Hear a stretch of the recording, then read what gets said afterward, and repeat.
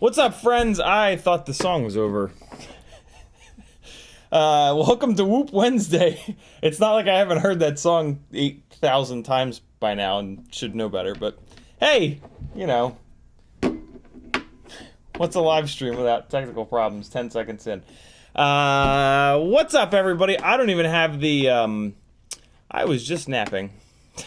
I fell asleep and I was like, yeah, there's no way I'll oversleep. I don't need to set an alarm. And then, you know exactly what happened. So forgive my sleepy face. It'll get better as the live stream goes on. Bulldog FPV is first, Kevin Sumner is next, Lost Sync, Chopper FPV, Dan 636, Fargo 252, Joseph Dohari, Robert Garcelo, Northern Tier, Ed K, CMYK FPV, Dead Check, and Righteous FPV, Zoe Tech. What's up, friends? If you want to talk directly to me, all you got to do is type CiottiFPV, and it'll light up an orange like that. If you don't type CiottiFPV, I won't know that you're talking to me. And I will blatantly ignore you, sometimes on purpose. Fargo 252 says, CiottiFPV! CMYK says, yo, how we doing, collective? Let me show you guys something. I had a lightning bolt hit my brain the other day, and I realized that, so I've got these CiottiFPV stickers, right? This awesome design that CMYK FPV did for me. And you can get your own CiottiFPV sticker. I swear to God, this wasn't planned. I have a whole bunch of these little sticker packs. I mailed out like 6 of them. Who are going to be the next 6 people that snag a cool little set of stickers here? It's a Micro King sticker. It's a CiottiFPV sticker. It's a CiottiFPV magnet. $10. Help your boy keep doing FPV as a full-time job and get yourself some really fun stickers. $10. PayPal me with your address. CiottiFPV.com is a website that I've got that has a whole bunch of stuff that you can help me keep doing this full-time. And yeah, head on over there. And there's a PayPal button. If you PayPal me $10 from that link and put your address in the notes field, I will ship you a pack of stickers. Look, I got a roll of stamps right here. I'll put them in the mail tomorrow. I was going to say tonight, but that's just unrealistic. There's a bunch of other things going on over there, a bunch of affiliate links. You can click those before you order stuff, free money for me. And Fiverr page, Etsy store, all kinds of good stuff going on there. CiottiFPV.com, do it. Yeah, so I've got a bunch of these stickers, and I got 50 of these from Sticker Mule that they weren't. Instead, I like it with the white, the opaque white, and then letting the red holographic show through. I accidentally had a run of these made where this white is holographic, which I don't love. So I've been sticking them on places, like in drive-thrus and stuff, to try to just get randos to I don't know. And what I realized is, like, you know, it's like, oh, what's a CiottiFPV? I don't know. If you type it into Google, it'll find stuff, but, like, it's not obvious that this is on Instagram or YouTube. And, you know, some people will just do they'll just take their logo and they'll just make the whole thing longer and have the big-ass logo. Well, the lightning bolt that hit my brain was like, yo, the Instagram and, you know, all, like, company logos at this point are formatted square so that they'll fit on an iPhone screen. And there's a dot over the eye. There's a dot over both eyes. And so I messaged CMYK. I was like, yo, can you do that? And, like, 10 minutes later, he was like, here, look at this. And I'm trying to get it opened up here, but everything is attacking me. There it is. So look at. Did that work? That works. Yeah, look at. And now we got the little, you know, Instagram and a little fucking YouTube there. So yeah, there's that. I don't know where I'm going with this. I love it though. CMYK is the goddamn best. What is this? He sent me a picture of a strange looking flight controller.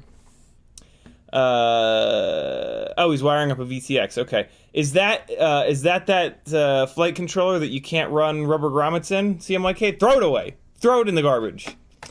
Joseph Dahari with a $5 super chat. Thank you, homie. He says, for the duty pump fund. What's it called tonight? Is it called, well, I guess, so the first person to how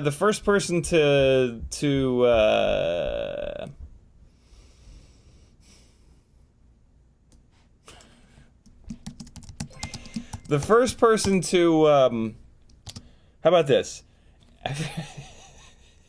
Everybody that super chats $5 or more gets to change the name of the shit pump fund. How about that?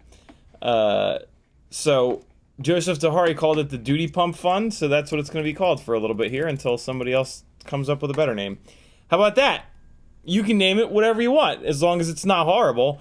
You just have to super chat something. I'm gonna leave it off centered like that because I have a feeling it's not gonna be too long before someone snarfles the Garthog. Righteous FPV with a $4.99 super chat. He says, "Keep doing the thing." Thank you, Righteous. I will because of Jennifer, beautiful, generous people like you. Thank you, dude. What was I had a direction that I was going in before that. On tonight's show, I put together a little 75mm build here to trade with someone. We're gonna attempt to get this thing up in the air, and then we're also going to attempt to. Man, I've made a mess down here. We're also going to attempt to get ELRS working on this rig. This is a tiny lifter that I put the Newbie Drone Flow 1102s on, the new ones. And it's got a Flywoo ELRS receiver on it, which I just cannot get to bind. I don't know what's going on. I'm hoping that you guys can help me out. But yeah, I cannot get this Express LRS module to bind for the life of me. I put about an hour of work into it last night, and I just had to give up. I was just getting too frustrated.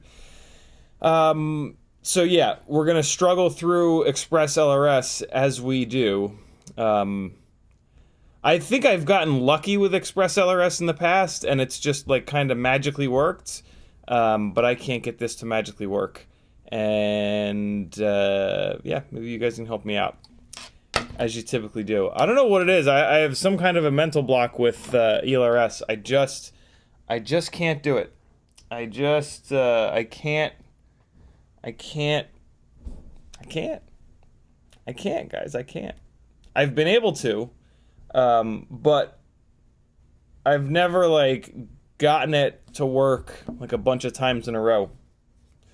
And sometimes I've got lucky where, like, I've been like, oh, I need to update this, and then I just plug it in and it works. So it's like, oh, cool.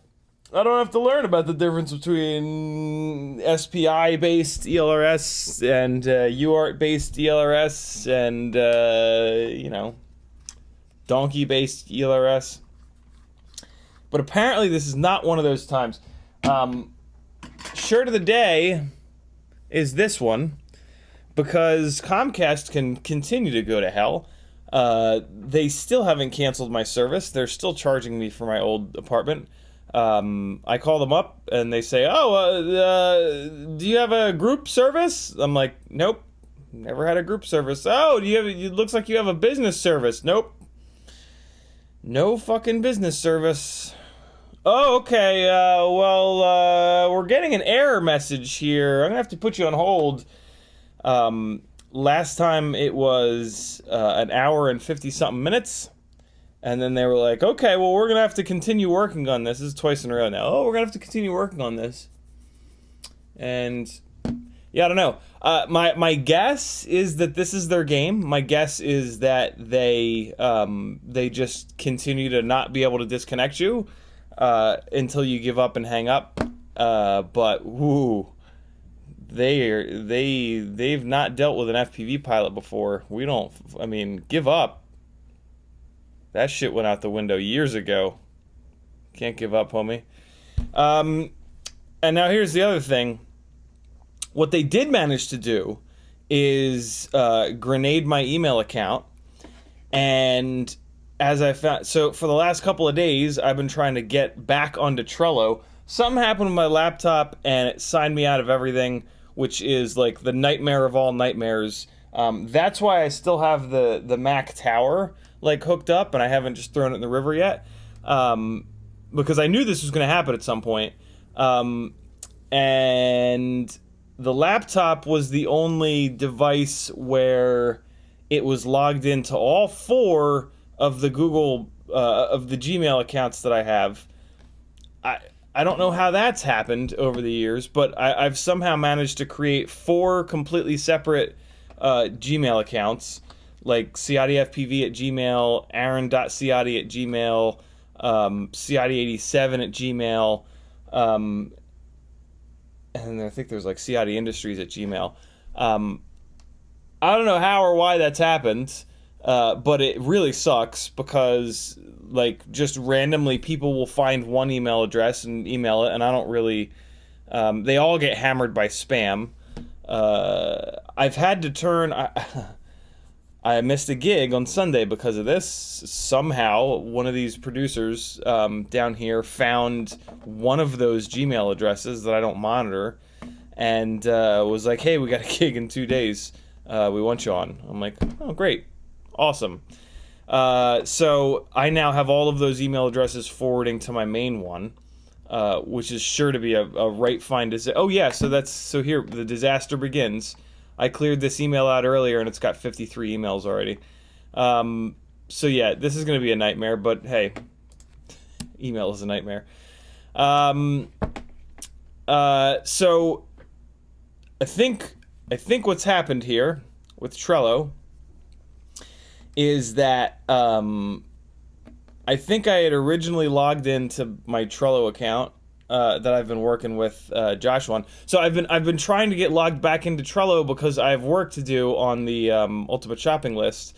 But apparently the account that I used for Trello was this Ciotti87@gmail.com account, and apparently the recovery email address for that account is Ciotti87@comcast.net, but now Comcast has grenaded that email account, or their website's broken.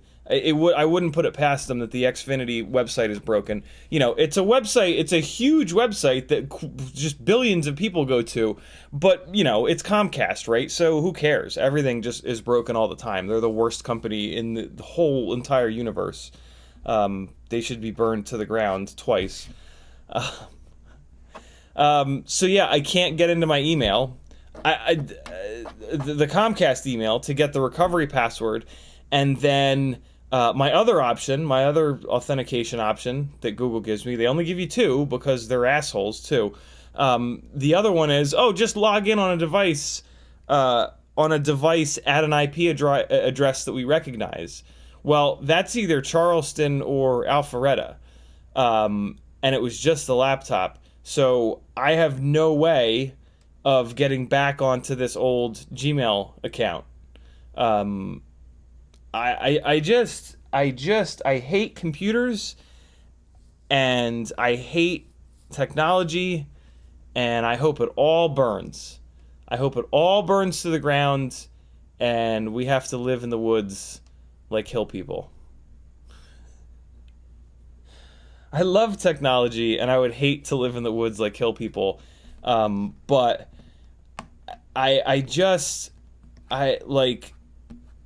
oh my God. Like, if I forget, I didn't even forget my password. Like, I know my password, but because of hacking scum, there's no other options. And it's like, let me just call Google. Oh, wait. So, yeah, that email, hopefully there's no good emails coming through that email address. Either one of them. The Comcast email address, I assume that's just gone, which, you know, good riddance. But this Gmail address, I can't get into it. And I'll never be able to get into it again because the Comcast email address is gone and it's not forwarding.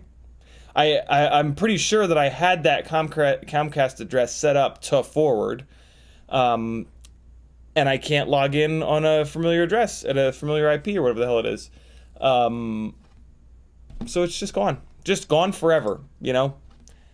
Like that, and like I'm not the only person this has happened to, right? Like this happens to people, and what you know? Okay. Next, I guess, just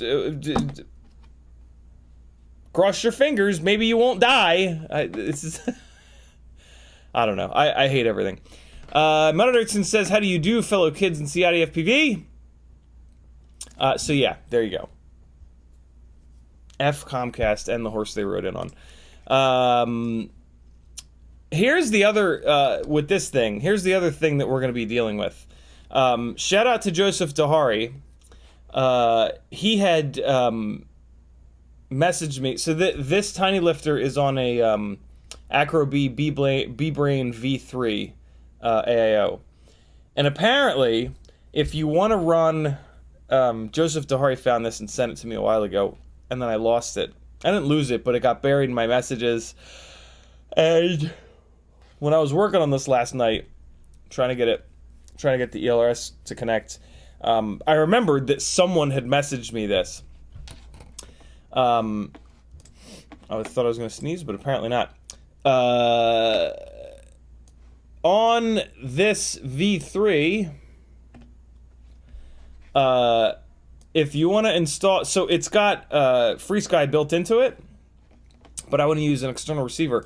And to use an external receiver on this...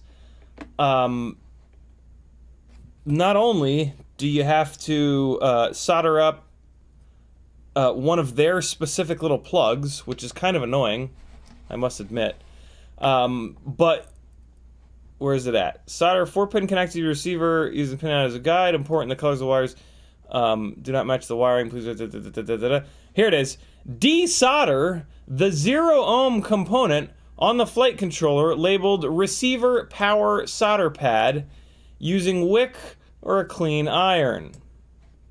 Come on. So, and I haven't even really looked at this. Receiver power solder pad. So here it is. Here's that. Where's the... Can I not? Oh, let's try this. So it looks like it's right there. So here's what's interesting. The receiver is getting power. It's right there. Right there.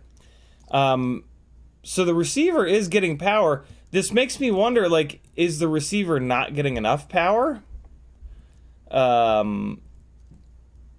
don't know. Is that what's causing these issues that I'm having? It's blinking just fine.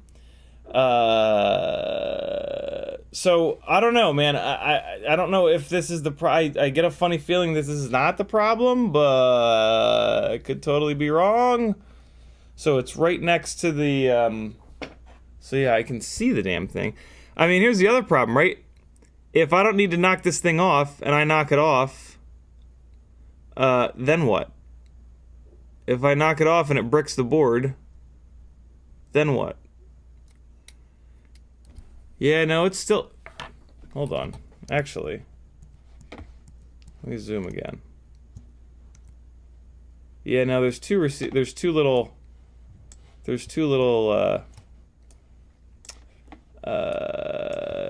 capacitors, not capacitors, resistors there.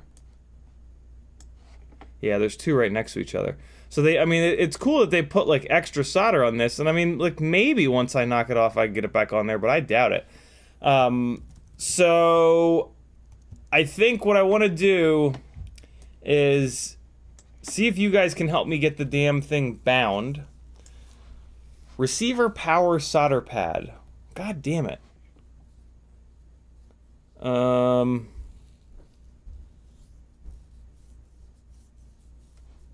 Oh, that's interesting. MPU 6000 is printed on it. Where's the VTX heatsink? So this is interesting. Decide where you will mount your external receiver.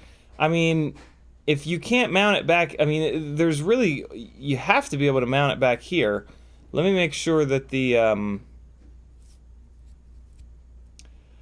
where's the VTX heatsink? I guess that's on the bottom. I assume that's on the bottom. What's up, Felix? What are you eating? Ah. So this is the gyro up here, so it's not touching the gyro, so that's good. I don't think that this is the VTX heatsink down here. There's something on the bottom that looks like an actual heatsink. I'm assuming that's the VTX heatsink. So yeah, we're going to work on that, friends.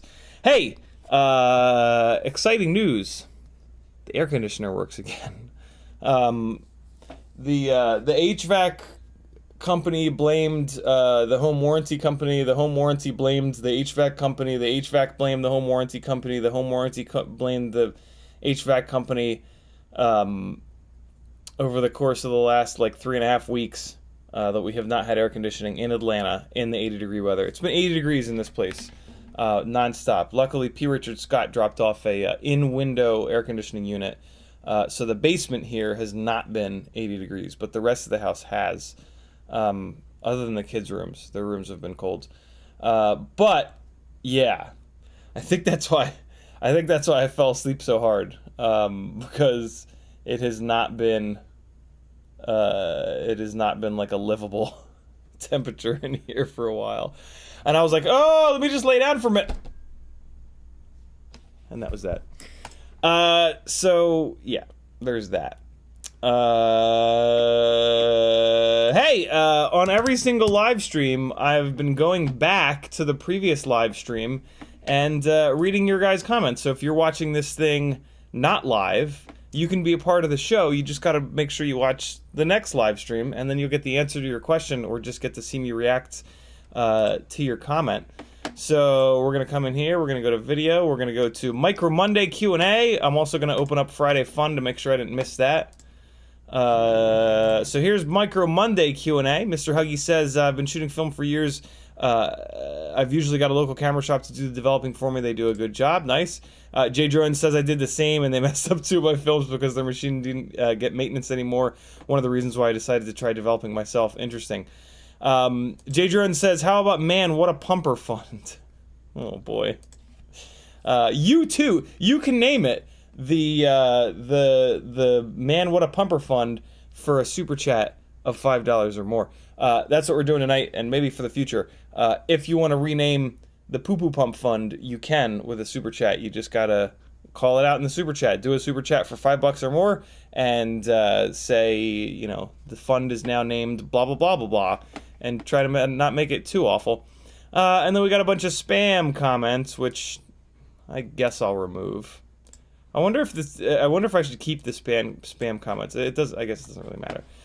So we're caught up on comments from from Monday. And then on Friday, Apache Smoke Wounded Sniper says, what's up, CiottiFPV Collective? Hopefully you got some good sleep after the stream.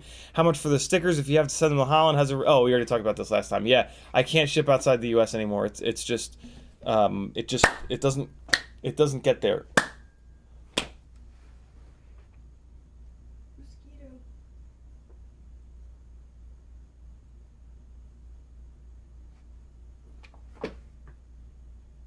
Okay. Yeah, I can't, I don't know, stamps.com's set up for shipping outside the US is broken or something. It's weird. It just doesn't work. So yeah, that's the plan for night. And then, I guess the rest of the plan, we'll probably do a little bit of flying. I got a couple of batteries, charged. I got 4 WeBleed FPV batteries charged. WeBleed FPV is actually sending me something. They didn't tell me what. I hope it's their WeBleed FPV just put out some gates. WeBleedFPV.com. Yeah, they just put out some gates in a bunch of different shapes, which are really cool. That I talked to them about a while ago, and I was super excited about. And I have a feeling those are coming. What's up? Can I turn on TV? Yeah, you're fine. Just keep it down as low as you can. So yeah, I think that's what it is. That's super awesome because down here in the basement, I've got a million ceiling tiles. I can put gates all over the damn place. So I've got a bunch of the tinywhoop.com gates right now. Next time I do a newbie drone order, I'm going to get a bunch of newbie drone gates. GemFan actually has the same style of gates. So the next sponsor prop shipment, they're gonna get some of those gates in there because I don't think you can buy them anywhere. And then WeBleed FPV. So I think it'll be cool because I want to have like a bunch of the Tiny Whoop gates in like a little section, and then like a little section of the WeBleed gates, and then it can be like, hey, we're gonna do a trick over in the WeBleed section today or the newbie drone section. And then I can make like little, I would love to have like enough gates to make like little tunnels. So yeah, I've already got something sort of in mind here, like a nice little tunnel. And I've been using these little guys, which you can buy from WeBleed FPV. They're just little cable clips, to be honest with you. But they work really well. This is 2 of them. This is what 2 of them stuck together looks like. Man, it's having a hard time adjusting for that. Yeah, this is 2 of them stuck together. But yeah, they're just a little cable clip, right? Like you've seen on Amazon. But WeBleed FPV has found the right sized one. And yeah, these work really well. If you hit the gate hard enough, it will pop out of this, but it usually doesn't. These 2 were at the old apartment, and I had to stick them to popcorn sealing so that the adhesive is pretty shot on these, but I can just replace it with VHB, right? Just peel the adhesive off and replace it with VHB. Just so it's a little bit more obvious, because it looks weird with them as a little ball. In case you, for some reason, can't imagine, this is what it actually is. This is what it actually looks like. And there's the ruined adhesive on the bottom of this one.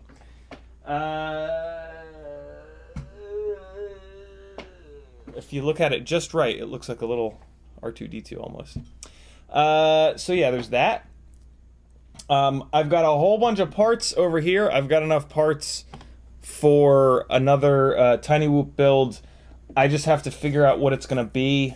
I think what it's going to be, I don't know. I'm between things right now. I want to do another, I want to do a build with these Tiny Whoop HEX 30,000 kV 0802s. These are the lightweight Happy Model EX 0802s, but in 30,000 kV. But these motors, their lightweightness has made them more fragile. So I have to put these motors into a frame that's going to be extra durable. The Meteor frame is not extra durable. The Meteor frame is it's great, but it's not super durable. What happened? You struggling over there, Felix? Yeah. The Newbie Drone Cockroach frame is extra durable. So what these motors need. So here's the conundrum. All right. The Meteor suit. Hey, who's been running these Tiny Whoop EX motor? I'm sorry, the Happy Model EX motors. There's at least one person out there that's been running these motors. What is failing on the motors? Are you breaking motor shafts? That's what I think I remember. What frame are you running them on? So realistically, here are the three different frame options that. Well, let's talk about four different frame options. This is the Cockroach 65mm motor-to-motor frame. It's got 4 supports, which make the duct itself stronger, quite a bit stronger. The frame is much more is much stiffer than the Meteor 65 frame, and the ducts are stronger. It's heavier, but the entire frame is stronger. Here's the thing: in crashes, I don't know if these ducts are strong enough to not deflect. If the ducts deflect enough, they push into the propeller, which then pushes into the motor shaft and potentially breaks the motor shaft. So on the surface, though, this is the frame to run with these hex motors because there's more supports here. But the flip side is that the whole frame is more sturdy. And that's actually not a good thing, because the stiffer it is like this, the less the entire duct is going to deflect on crashes. The Meteor 65 frame, which, hold on, this will make much more sense if I can show it to you. So here's a Meteor 65 frame in black, and as you can see, it's pretty easy to see. This is much more wibbly wobbly. Like look at this. Ready? I'm gonna use the same amount of twisting force. See how much that twists? Twists a lot, right? Super wibbly, super wobbly. With the same amount of force, the Newbie Drone Cockroach frame, it still looks pretty wibbly wobbly, but you can feel it in your hands. Like there's a big difference in the wibbliness of these two frames. But that wibbliness with this Meteor 65 frame, what that means is that when it hits, the whole duct deflects, and the whole duct has the motor mount base on it. So this frame has been extremely durable for me. I think because of that fact. I could be wrong. So I'm not sure which of these frames is going to be the better choice for these really powerful but fragile EX motors. So those of you out there that are crashing Tiny Whoops hard, if you're using these EX motors, let me know which frame you've got them on and let me know what's breaking. Leave that here in the chat if you're watching right now, or if you're watching this on repeat, please drop a comment and let me know. Because yeah, I gotta figure out what to match these motors up with. I am going to be matching these motors up with a a newbie drone Acro B AIO because it's a little bit heavier than the Mobula 6 AIO. These motors being lighter weight than the regular 0802s will offset that, right? So I can have, for the build with these motors, I want it to try to, I have the weight savings from these motors that I can spend on something else. So my original idea was that I spend that weight savings on this more sturdy frame, and then I've got the Acro B build. So this is more like a newbie drone build, right? But I don't want to break a bunch of these motors. I have a bunch of extra bells, though. Here's what I do have going for me.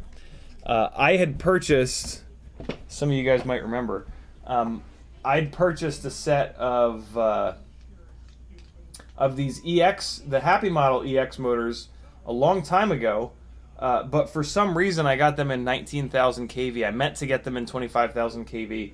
I accidentally bought them in 19,000 kV. And I was going to just put them in a giveaway because they'd be great for somebody, but I decided to hang on to them. And what's awesome about that is basically I've got a whole set of spare bells. So now I've got the TinyWhoop, I've got the TinyWhoop.com 0802EX, which is the same motor, but just in 30,000 kV. So I've got a whole bunch of extra bells. So maybe this becomes a durability, competition essentially between these two frames to see which ones make the motors that are hooked up to it more durable.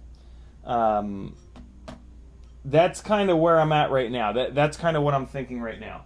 Here's the other option, though. Here's the other option. I am very curious. That just shrinks down. That's interesting. I am very curious lately as to so I pulled apart the 75 build with the T-Motor 0803s on it. After the past couple of weeks of flying it around here, like, it's interesting to fly this thing, like, upstairs with the big high ceilings. It's flyable up there. It's much more flyable up there than it is down here in the tight basement. But it's just too heavy. It's just way too heavy. And it's these 0803s. These 0803s are very heavy. So I am super curious as to what a 75mm build would be like on 30,000 kV motors that are 0802s. And luckily, I've got a bunch of them. So, yeah. I'm going to put some... these T-Motor 0803s are 22,000 kV. I'm even curious what a 25,000 kV would be like, because, man, the difference in flight performance between, like, 18,000 and 20,000, 20,000 and 22,000, it's real. 22 to 25, it's a real difference. And now that I'm running this thing on the biblades, on the GemFan biblades, 1.6 inch, maybe I don't need this stator volume of these 0803s. Maybe an 0802 is enough stator volume for the 1.6 inch biblades. And yeah, and the extra kV going from 22,000 kV on these to even just 25,000 kV on which I have on this second Mobula 6 ELRS that we soldered the janky antenna wire to. Yeah, maybe that's the move. So that's pretty much what's going to happen there. I think I'm going to pull these 0802 25,000 kV motors off of this Mobula 6. I think I'm going to replace... Oh, well, that's annoying. I forgot that I soldered the TinyWhoop plugs. So I've got a set of these full can 0802 30,000s, and I had soldered the TinyWhoop plugs to them. So now if I want to put these onto this Mobula 6, I'm going to have to desolder these plugs and solder on the original plugs. And that's just super annoying. That just seems silly. So what that actually means... Alright, so that just made the decision up for me. That just... Yeah. Yeah, so I'm going to put these guys... Alright, so that kind of changes these builds a little bit. I'm not gonna desolder these and resolder them. I'm gonna put these full can 0802 motors onto a Meteor 65 frame for the weight savings with an Acro B board and a Mobula 6 camera, and we're gonna compare. This is gonna be good, actually. This is going to be really fun. We're going to compare the Mobula 6 ELRS to a newbie drone setup. Yeah. And I have an external... Yeah. That's what we're going to do. So basically, why that is cool is that... this could sort of like redefine or whatever the premium build on FPVKnowItAll.com. Hey, I wanted to show you these We Bleed FPV gates, but I can't find a picture of them on their website. What if I click shop now? That's right. We Bleed FPV's website is very slow. You'll think your computer is broken, but it's not. Their website is just super slow. Here it is. Okay, so this is working. So let me show you this real quick, and then we'll talk about Tiny Whoop some more. So yeah, here are the We Bleed gates. Look, they've got a hexagon, they've got the circle, they've got the square, and then they've got the triangle. So my fingers are crossed that this set of gates is on the way to me. That would be super awesome. And yeah, you'll see them up on the ceiling. I'll put these... I won't make a tunnel with these because they're the different sizes. You know, I'm going to make a tunnel with identical gates. I'm actually going to message Jesse and ask him if I can just buy... usually when you buy a set of gates from him, a set of 4 gates from him, it's 2 round and 2 square. I'm going to ask him if I can just buy a set of like 4 squares. Or maybe even, I'm sorry, 4 circles, maybe the squares. Maybe I'll just buy 2. So I have 2 of the circles and 2 of the squares now, so maybe I should just buy, if I get 1 more set, I'll have 4 circles and 4 squares. 4 circles is a pretty good little tunnel. The tunnels that I'm going to be building are going to be, the gates are going to be separated by 2 feet, because that's what these ceiling tiles are. I stick these little guys to the metal dividers. So it'll be like gate 2 feet, gate 2 feet, gate 2 feet, and so like 1, 2, 3, 4. No, 1, 2, 3, 4, and then there's a 2 gap there. No, 1. Hold on, one gap. 1, 2, 3, 4, and then a 1 gap, and there can be a gate there. I don't know. I'm trying to like figure it out on the ceiling. What I'm trying to do is have different setups on the ceiling, so that like on every Whoop Wednesday we can have like a slightly different kind of setup down here, so it's not just the same thing that I fly through over and over and over and over and over again. I want to be able to like just plan it out a little bit so that like we can have a tunnel today and then we can have a circle the next time. You guys have already seen me do the circle, so I've got 8 of these little things set up here for us to have a little circle here, but then I want to change it. I want to have an alternate setup where instead of a circle, it can be like a 90 and then a tunnel and then another 90, and then the tunnel will be cool for like power loops and shit like that. So yeah, just trying to like think it out. So I'm trying to not have like a set of these little jib jabs on every single metal thing down here. Like I want to strategically, kind of set it up. Never thought you'd hear strategically in a live stream, did you? In one of mine at least. So here's the other option with all these 0802 30,000 and 25,000 kV motors is an ultralight 1.6 inch build, which I'm gonna do. I just need to figure out what it's gonna be. The leads on these guys are too short.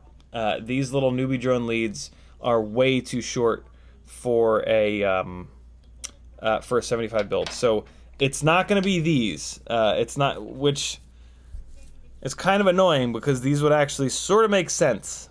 These would make an awful lot of sense on a 75 build because they're a little bit heavier. But again, I'm trying to keep the 75 build lightweight, so that's actually fine. I don't know. Yeah, I'm not totally sure as to what I'm going to do now. But I do want to make a higher kV 75 mil build to see what the fuss is all about. I should figure out how to do that. I should figure out what motors are going to end up on it. It could be these EXs. It could be these 0802 EXs, right? It's got to be an 0802. So if I do it with these EXs, come on. What's cool is I'm really maximizing that lightweightness. The question is, so this is the Mobula 7 V4 frame. Is this frame strong enough, right? Again, these EX motors are a little fragile. So is this frame strong enough for the EX motors to make them not explode? So let me get caught up on chat. Maybe somebody in chat has some durability feedback on these 0802 EX motors. Somebody had asked me somewhere if I could go over my different Tiny Whoop builds, and I said, hey, on the live stream, they asked me that this morning, and I was like, hey, on the live stream tonight, I was planning on talking about it, and that's this whole conversation. Just to round out this conversation, I guess, this is really the best that I've found. This is a Mobula 6 ELRS with the Tiny Whoop 0702 30,000s on the GEMFan biblades, the 1.2 inch biblades, and the Meteor 65 frame. This is the best that I've found. I've actually got this exact same build ready to go, but with the diamond even lighter weight AIO. So that's going to get built one of these nights. Not tonight, I don't think, because I want to get some of this other stuff knocked out. But yeah, that's going to get built, and I think it's going to maybe save like a half a gram or so, which, you know, weight savings is weight savings. The problem with that is going to be the USB location. Although I guess I can just hang it out the bottom. I guess I just stick the the USB port out the bottom on the side. The problem with that build is we have to direct solder the motors, which is super annoying. So we're gonna have to cut a set of the connectors off motors on the 0702s, which is just, you know, not the end of the world, but just kind of annoying. So yeah, that's coming up. But this is the best flying Tiny Whoop that, like, in my opinion, exists on Earth. This one, which is the same exact build. Oh, BT 2.0 as well. This is the same exact build, but with 0802 25,000s, and it's just not quite as good. It's on these triblades to try to make up for the additional weight, and it's just not there. It's just not as good as that 0702 build. Those 0702 motors are significantly lighter than these 0802s. They are pretty much the same weight as these these EX Tiny Whoop motors. So I'm like very tempted to put these EX 30,000s onto this build. I'm gonna do exactly that.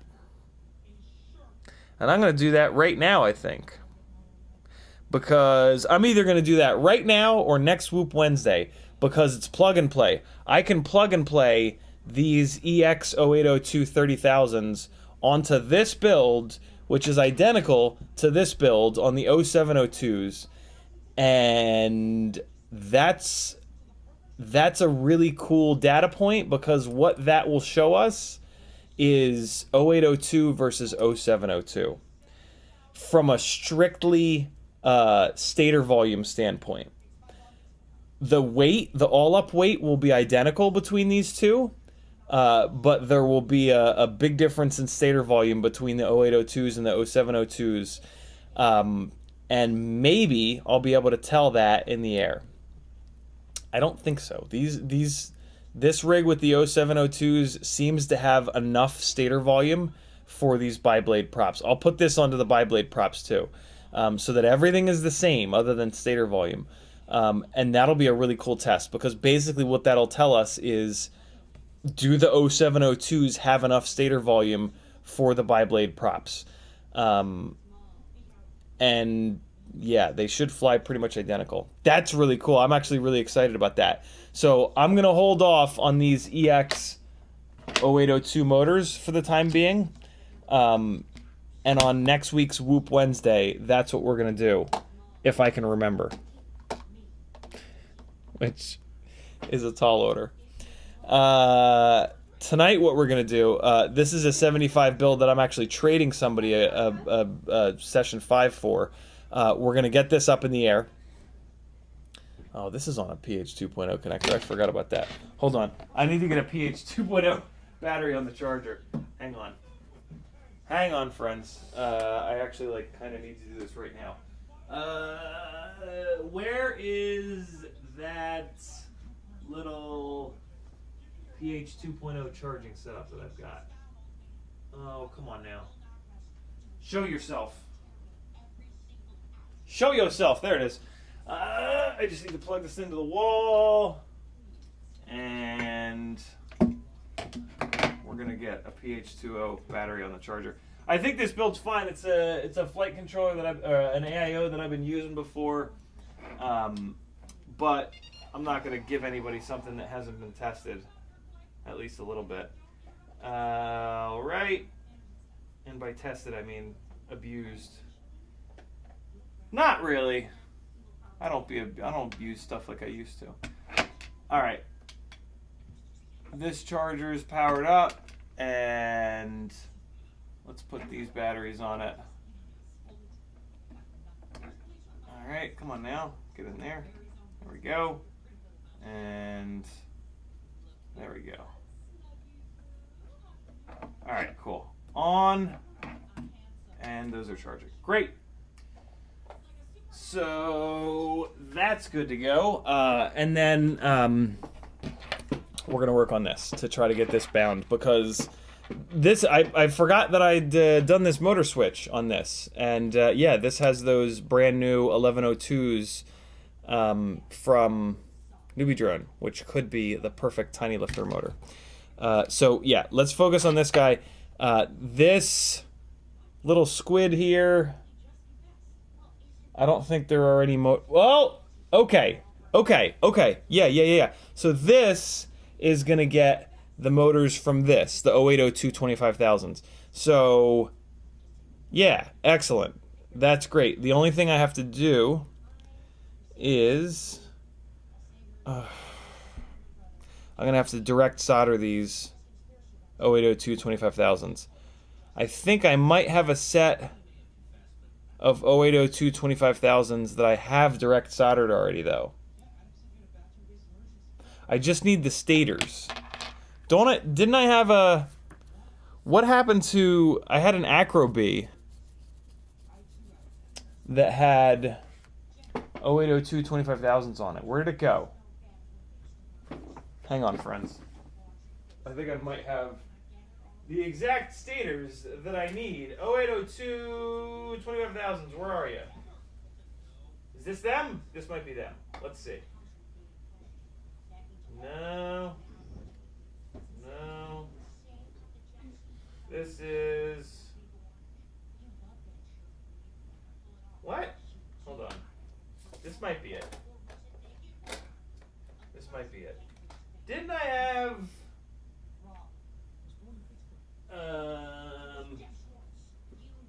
I know that I had an 0802 25,000 mAh Acro B, because that was like the longest running setup.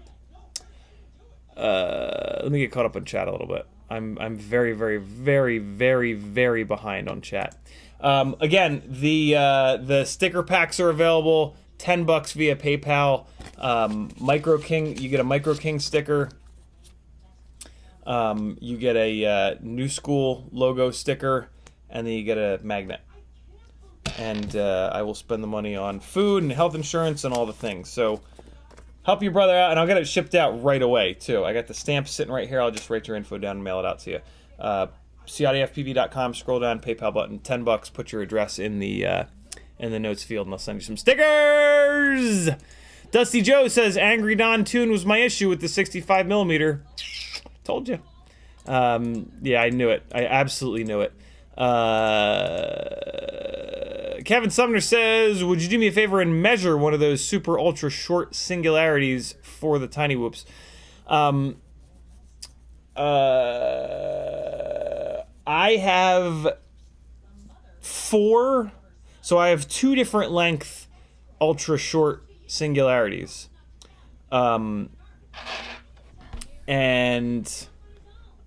Because the regular ultra short singularity wouldn't fit quite perfectly under the canopy in the Modula 6 ELRS.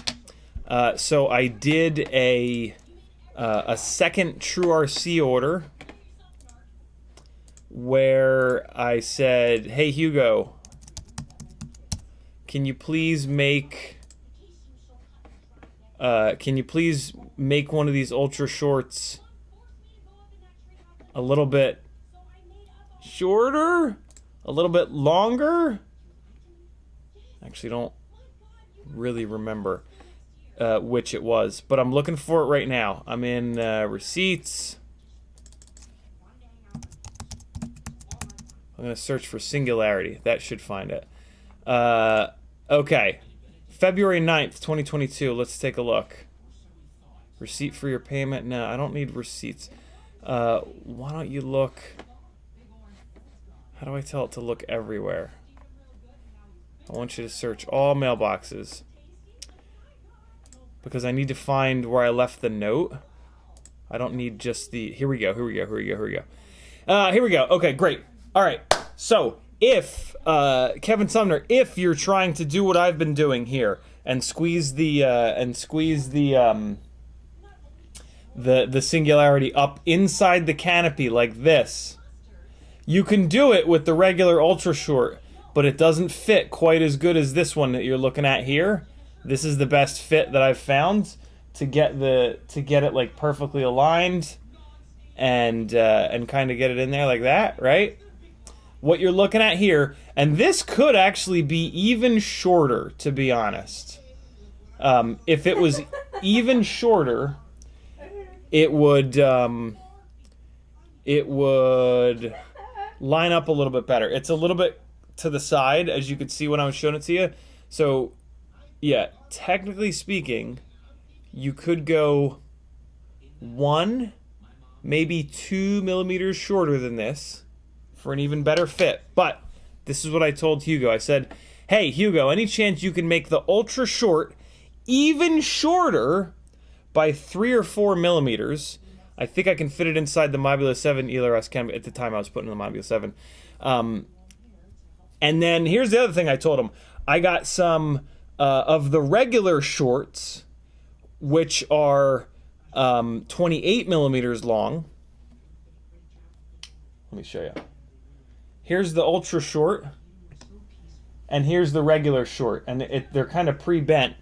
But yeah, I asked him if he can make this regular short 10 millimeters shorter, which should fit perfect in the Newbie Drone Acro B canopy, and that is what you're looking at here. So on the Acro B for the tiny lifter, this is the custom singularity. This is the 28 millimeter that I had Hugo make 10 millimeters shorter, and you can kind of see in there the run. You see the little, where's that spudger at? There's the plug there. You can see it. It's kind of like goldish, right? Where is it? There it is, right? See the gold plug? And then it runs straight up and straight out. And then, yeah, this sits like perfectly here. No extra cable. With this is the regular short here. And with this guy, it totally works, but it just hangs out. It hangs out the, I'm gonna try to put it, try to hold it in the same spot. It sits like that. It's like it's that much longer, which is totally fine. But my worry is that it would be vibrating and banging against the side of the canopy. This little, going 10 millimeters shorter, yeah, there's less room for it to kind of bounce around and throw some weird gyro info. But we'll see if I can get the damn ELRS receiver to hook up on that one. You know what I'm saying? So there you go. Hopefully that answers your question, Kevin Sumner. Because, yeah, I can't easily measure that because it's like super tucked away. And it's just a tremendous pain in the ass. But yeah, that's where, so if you send Hugo a message, maybe say, hey, can you make, if you're trying to do the same thing, maybe say, hey, can you make the ultra short 4 to 5 millimeters shorter? And maybe that will fit even better. I think that'll fit even better under the Mobula 6 canopy. But if you want to play it safe, I asked him to do it, to do the ultra short 2 to 3 millimeters shorter. Yeah, he did that, which was awesome.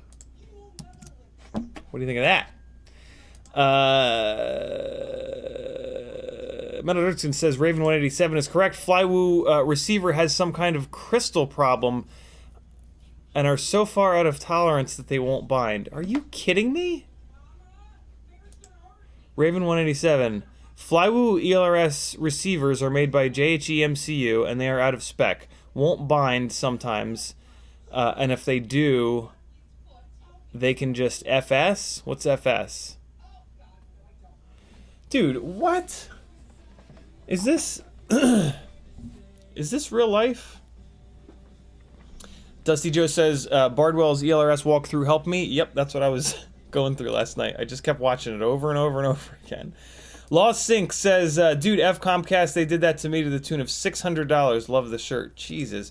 Yeah, they're a horrible company filled with horrible people, and they should just be beaten with sticks and metal folding chairs. Righteous FPV says, hey, how can I get into the secret CiottiFPV Discord? So you can get into the main part of the Discord by going to CiottiFPV.com, scrolling down and clicking the Patreon button. You can get into the whole Discord by hopping on my Patreon. It's 10 cents a day.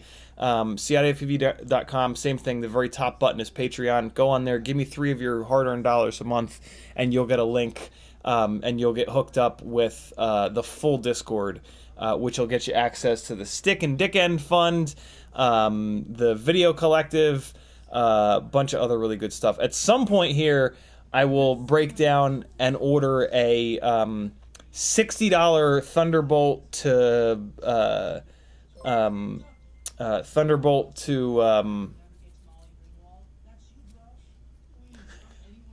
to USB 3 adapter so that I can get a second monitor going, and then during the bi-weekly giveaways I will play the videos from the Video Collective so you can have your video played on these live streams. I just got to get a second monitor set up before I do that. Kevin Sumner says send them a chargeback. Yeah, if they charge me again, I'm going to be doing that. Frank Nicholas says tapping on the desk with fingers in expression is a loud sound in the mic. Thank you, dude. Abraham says Comcast made me wish that it was possible for a business to choke on a hot dog and suffocate in front of its children when I lived in Knoxville. They're the effing worst. Paul McDonald says, brother, this is the kind of stuff I do every day. If you ever want to take some time and do a remote session, I can help you go through all of this and consolidate and just make it all make sense. Just let me know. What was I talking about at 8:16? That was almost an hour ago. Jesus, I'm really behind on chat.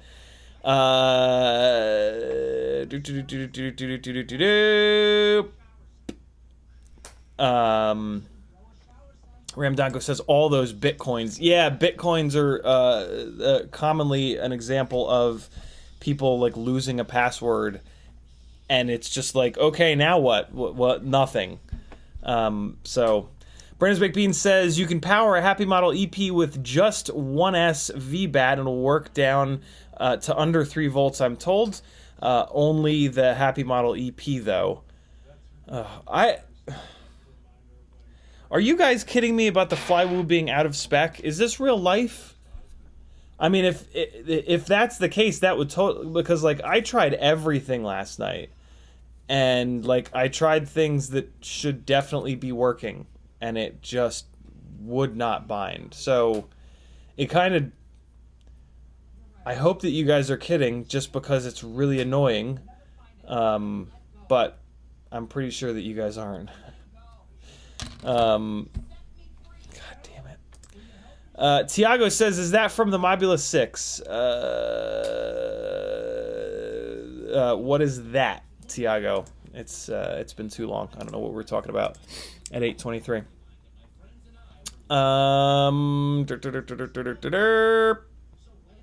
Danzilla says, hey, CiottiFPV, how can we commoners get a big bag of props? 4 in a bag is horribly wasteful. I want bags of 50, 100. There's really no way, Danzilla, unfortunately. The GemFan has tried to change that in the past. They've tried to offer prop bags in higher quantities, but the retailers don't want to because that will double or even triple the number of SKUs that they've got. GemFan has also tried to sell propellers as separately right hand, separately left hand. Most of us will crash on one side more than another. For me, it's the right front. I hit the right front more than the left front. So I always run out of clockwise propellers before counterclockwise. And that's just annoying. And GemFan knows this. And so yeah, with the stick bang props, they started packaging them in right hand and left hand, and the reseller said, no, we won't do it, because that would take every single one of your propellers and double the number of SKUs and double the number of, boxes that we have to put them in our warehouse. And it's the same case for different quantities. So yeah, I know it's super wasteful to just have 4 per bag, but it got made the standard at some point, and now it's the resellers don't want to, they don't want to do it. So Kevin Sumner says, on the Happy Model 0802 EX, I had multiple spit magnets after a couple not horrible crashes. That was last September, though. I run other motors now. That's what it was. It was spit magnets. The EXs were spitting magnets out. So spitting a magnet out has to do with too sharp of a collision. Like, let me guess, Kevin, you were hitting like hardwood. Hopefully you weren't hitting carpet. I can't imagine it. But so hopefully you're hitting hardwood. The worst kind of collision would be flat bottoming, because that's going to put all that shock up through the motor screws into the motor. Nothing we can do about that. Nothing we can do about a flat bottom crash. The frame is not going to change that.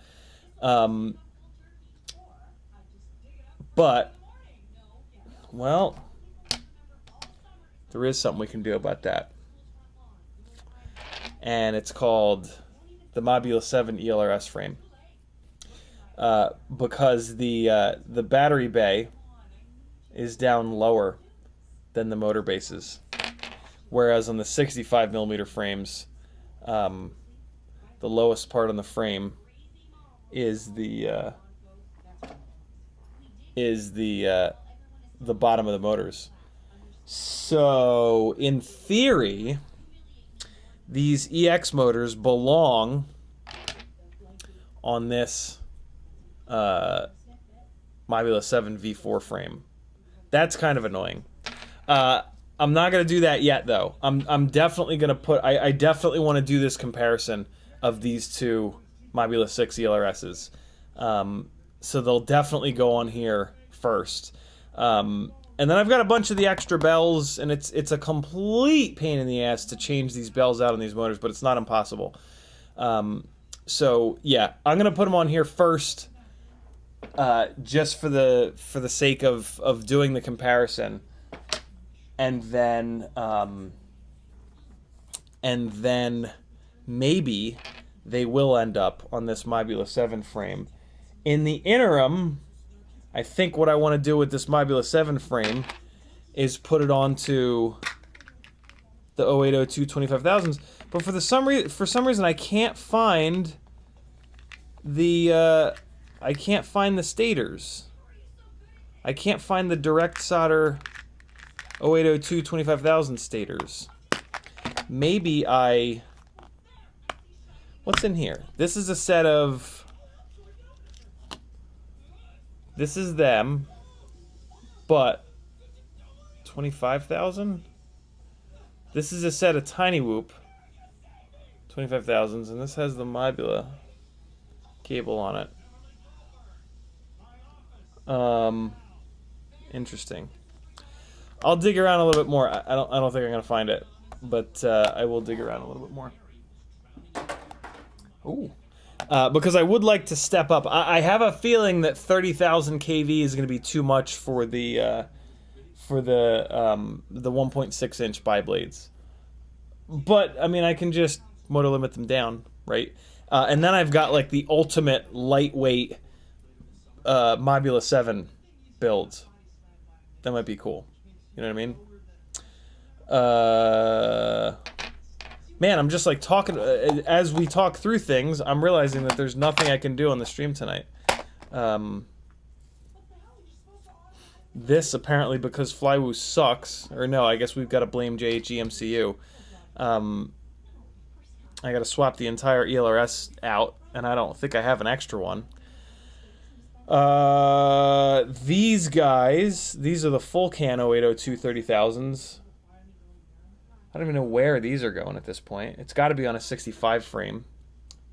I think they're going to end up going back into a newbie drone. No, I'll put these onto the Meteor 65 frame. Yeah, maybe we can do that build. Acro B board. Do I have an extra Acro B board floating around? Surely I do. Maybe not. All right, what else we got going on here in the chat? Kevin Sumner says that we got that. Thank you for that crash feedback, Kevin. I forgot about that. Tuner Taxi says, I got the 27,000 and haven't broken anything yet, been smashed enough to break 2 frames. Just to confirm, Tuner Taxi, did you get the 27,000 kV EX motors? For the record, I had the full can 0802 27,000s, and I was not impressed by the power that they made compared to the full can 0802 25,000s. I think that I don't think that they're changing the thickness of the copper in the windings between the 25,000 and the 27,000.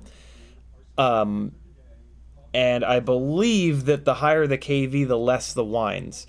So one of the problems that we can run into to keep costs down, these motor manufacturers, what they're supposed to do is every time they change the kV, they're supposed to retool the machine with thicker or thinner copper. Because when you change the kV, in order to change the kV, you're changing the number of winds around the stator poles. So, and I think, don't quote me on this, but I'm pretty sure that higher kV is less winds. So, what can happen is, so like Happy Model, for example, with these 0802s, they make them in 19,000 kV, 25,000 kV, now 27,000 kV, and now 30,000 kV.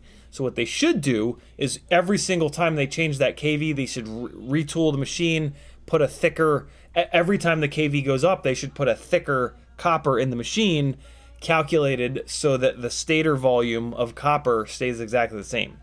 But to keep costs down, the manufacturers are not doing that.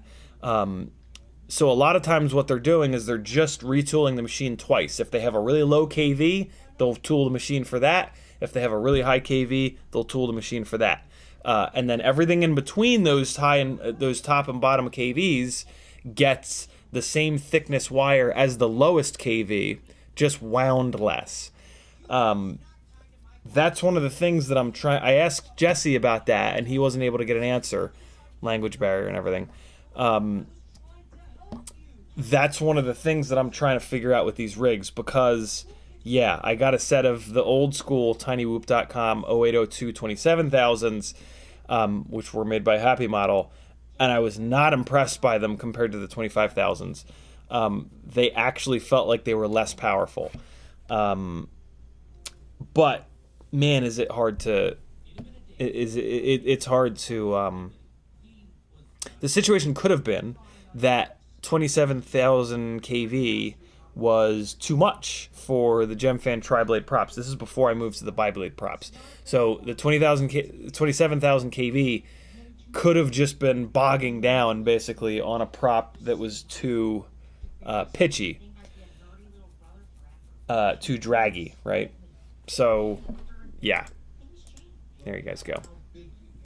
Tiago Ramos says the shafts on the 1102, I have like 7 bells without a shaft. Are you talking about which 1102s are you talking about, Tiago? Are you talking about the new newbie drone 1102s? It sounds like they're slipping shafts. Confirm that for me, brother. Tuner Taxi says Meteor 65 frame 27,000s, breaking frames, mainly breaking the standoffs for the AIO. Okay. I'm assuming that you're talking about the EX motors. 0802, by the way, Tuner Taxi says, confirm for me, Tuner, that you're talking about the EX, the 0802 EXs, not the full can 0802s. The full can 0802s are very strong. Quadenstein says 30,000 kV, how fast do they actually spin on load? I have no idea. I don't...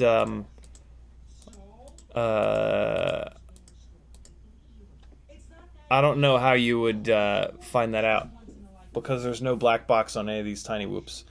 So yeah, I have no clue, brother. Tuner Taxi says newbie drone gold bells fit on them also. Really? That's pretty cool. Oh yeah, that's right. Right. The OG V1s, that makes sense. The V1 newbie drone motors were very obviously just Happy Model motors, and now these V2 newbie drone motors, the bell design is definitely different, but it would make sense that it's still a Happy Model motor. That's pretty cool. What I will say is these new newbie drone motors, man, they are beefy. They're fat bastards, but they look like they're really strong. Like they've got a little lip molded into the bell. It looks like it's a one-piece bell. So that's pretty cool. I didn't even think about that, man. Good call. Tiago Ramos says the cube can give a good change in the track. Yeah, and then I've got 4 of the cubes. So yeah, that'll be super cool. Sorry I got so far behind on chat, folks. I was just I was in it, man. I was in it talking about the Tiny Whoop stuff, and I know that, you know, this is what you guys want, right? Like, doing FPV full time, you know, and like, so the last couple of days, for example, I took all my Tiny Whoop shit and I spread it out all over the goddamn floor here in the basement, and I've just been like looking at all of it and just like thinking about it, and like that takes hours, and so like, yeah, in the past couple of days, because this is my full-time job, because you guys support me, I've been able to spend probably 8 to 10 hours in the last couple of days just thinking about all this Tiny Whoop shit and figuring out different combinations that I can then put together and test and give you guys more feedback on, so that you guys don't have to do all this yourself, you know? So it's a great example of the benefit of you guys supporting content creators, all of us supporting content creators, because it's how we get more detailed, sort of testing, and just, it's how we go even deeper with the combinations and the stuff that we're flying and the testing and all that good stuff. So thank you guys for that, as always. William Loesch says, what's your flight with ELRS? I had a long one myself with ELRS and my QX7 radio. Finally got it after a week of troubleshooting. Oh, fight, not flight. Fight. Yeah, we've been talking about that. That comment was from 854, so I think we're good. Ramdongo says, hope Tiny Whoop gets more motors. P.S. Any idea what the 0603s are good for? I don't, but man, it was tempting to buy a set of those 0603s. I don't know, man. The 0702s are so good. I don't think they make the 0603s in a high enough KV. I could be wrong. I'm not sure, but it's every time I'm on tinywhoop.com, because I do need to buy an extra set of their gates, I'm really tempted to snag a set of the 0603s and try them. But man, I've got an awful lot of Tiny Whoop stuff right now, so I'm holding off. But if any of you guys have snagged the Tiny Whoop 0603s, let me know. I'm very, very, very, very curious. Stevie says, how are you? I bought that antenna in 20 millimeters from Pyro, I believe. It's a great antenna. It's just night and day versus a whip antenna. It's really impressive. Kevin Sumner with a $5 super chat. He says 45 millimeters shorter, $45 richer. Is crappy contraption fun. There it is. Crappy contraption. So as I said earlier in the stream, you can change the name of the shit pump fund by doing a super chat for $5 or more, and just doing exactly what Kevin Sumner did and calling it out. So we're going to change it from the duty pump fund to the crappy contraption fund. And that fits a little bit better there too, so double bonus. Thank you, Kevin. Kevin, I'm assuming that I answered your question. I'm assuming that you were asking me to measure the antenna because you want to do what I'm doing and tuck it under the Mobula 6 canopy. That makes me just extra excited inside, man, because this is just this is it right here, man. Like, you've got a full tilt singularity antenna, like arguably the best antenna in all of FPV, under the canopy, not flopping around, not getting hit in crashes. The durability of this thing, the flight characteristics, just stupid. We're gonna fly it in a minute here. Oh boy, what's he wearing? Oh, Breakfast Club. This is a great episode, Felix. You're gonna love this. I got Felix hooked on the show, The Goldbergs. I love this show. Yeah, if you need a good comedy to watch, especially if you need a good family-safe comedy to watch, I don't think it gets any better than The Goldbergs, especially because all you bastards are children of the 80s like me. And the show is set in the 80s, and it's just awesome. It's a great show. You'll love it.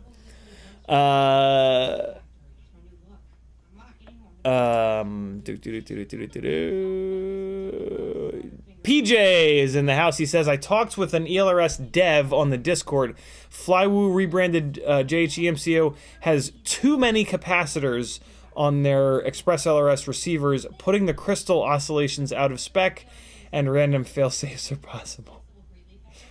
So that certainly sounds like it's confirmed that JHEMCU and Flywoo ELRS receivers are worthless.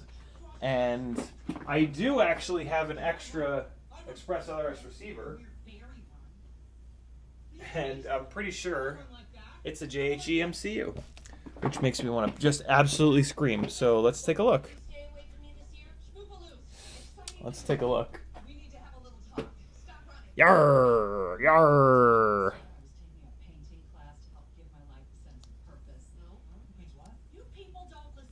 What are you? What are you? PP24S. PP24S. And then on the back it says 2.4G with a J. J as in JHEMCU. Really? So I guess I'll be doing a Pyro drone order or Get FPV order for Happy Model EP2s. This was, you know, this is, I deserve this. I deserve this. I deserve this. Eventually this had to happen. I wanted to test all 4 of the ELRS ceramic antenna modules for you guys. So I ordered a Happy model, I ordered a JHEMCU, I ordered a Flywoo, and I ordered a Beta FPV. And this is what I get. This is, and you know, hey, there you guys go. This is why I did that, right? So that I could give you guys the feedback. Hey, can somebody in chat confirm that the PP24S is in fact the JHEMCU one that ain't gonna work? It looks like that. And that's the only thing it has silk screened on it. But I specifically remember ordering the JHEMCU, and so yeah, I'm pretty sure that's what it is. And it has that J on the back. So let me keep trying to get caught up on chat here. I really need to get this going, and then we can fly, and then I guess we'll just wrap it up. I guess I'm not going to do any building tonight, which is fine. I mean, we covered a ton and figured a lot out.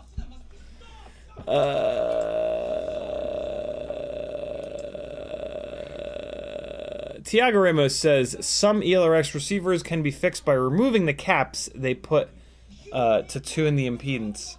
I'm not playing that game. They're so cheap. What are they? $13 each. I'll just order some Happy models. You know what else is one of the other annoyances last night was that I didn't remember which ELRS module this was, and when I fired up the Express LRS configurator, you have to know what the module is. So I had to here's what I'm going to say to you guys. If you go to Express LRS, pick a what I was going to say is pick a module and stay with that same one. You don't want the Beta FPV one. The JHEMCU one is broken. The Flywoo one is broken. Just get the Happy Model EP2s. That's what it is. If you're going to Express LRS and you want to do the ceramic antenna receivers, just get the Happy models. Don't get anything else. The end. There's just no reason to get anything else. But yeah, the full thing that I was going to say is stick with one. Pick one and stick with it. Because then you don't have to try to remember. Because sometimes you're going to put your receiver deep in the build, and if you have to think, like, oh shit, is this the build that I did with the Flywoo one? I want to update it. Like, what a nightmare.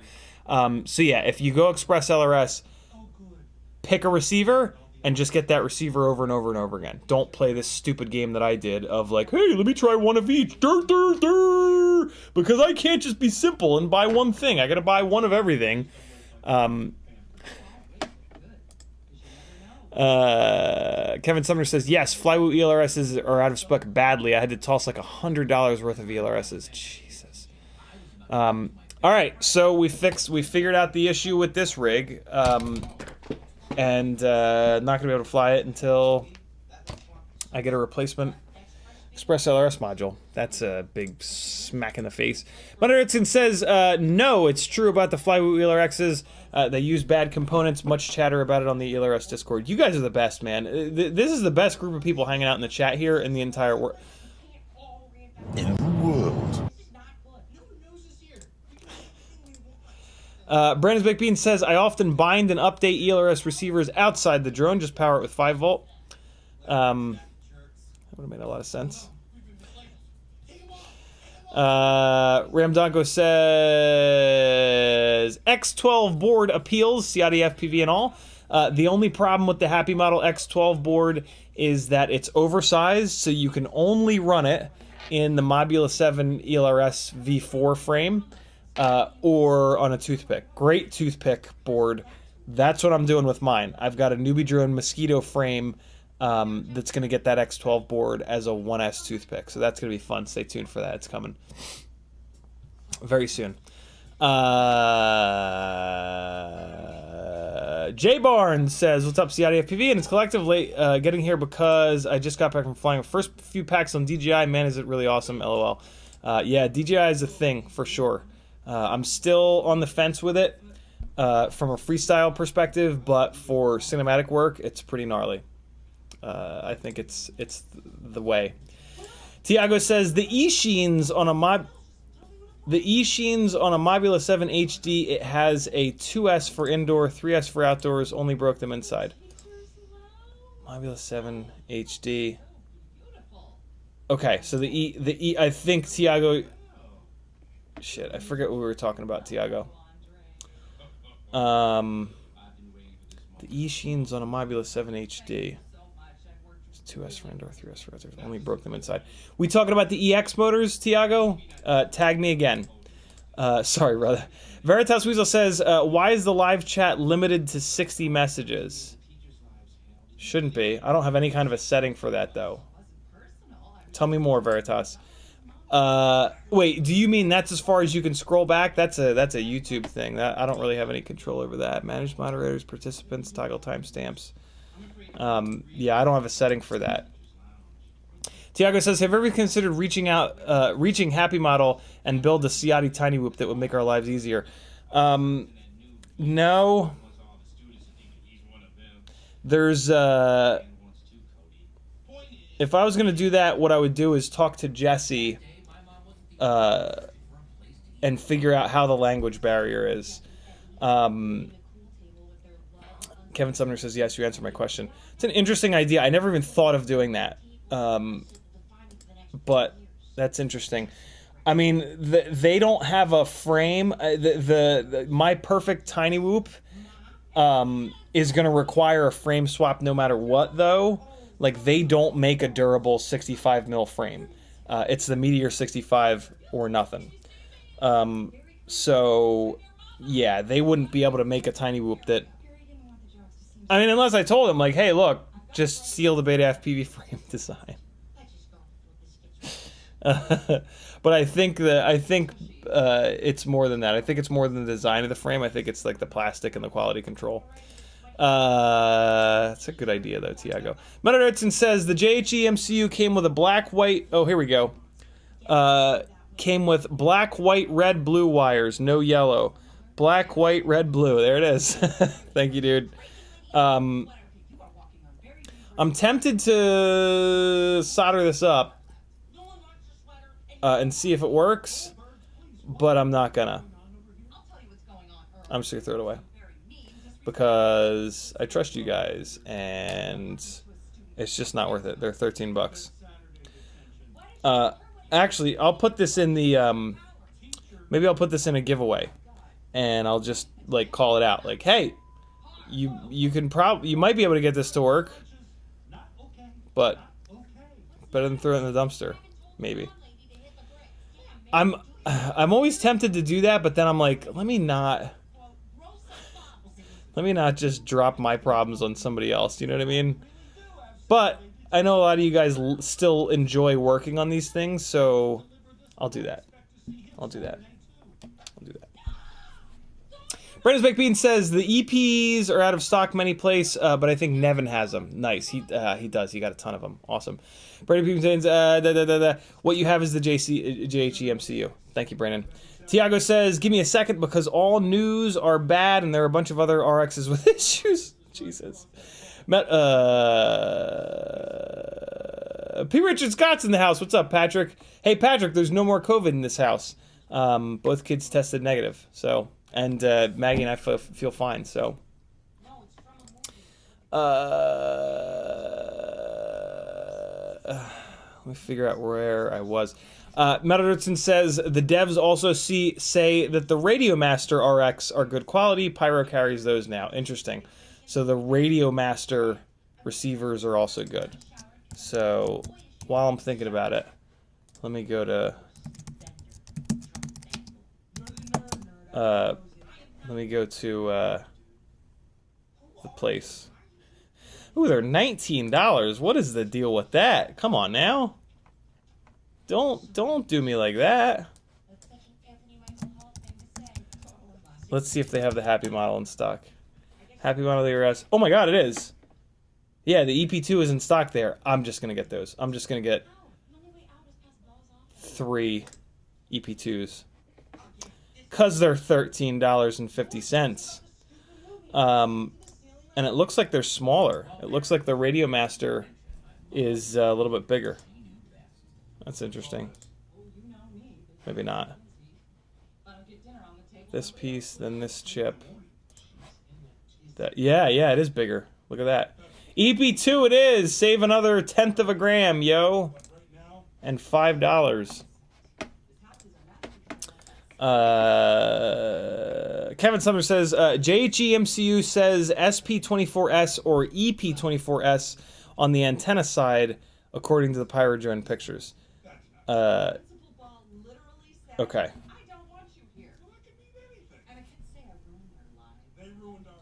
PP. SP, EP.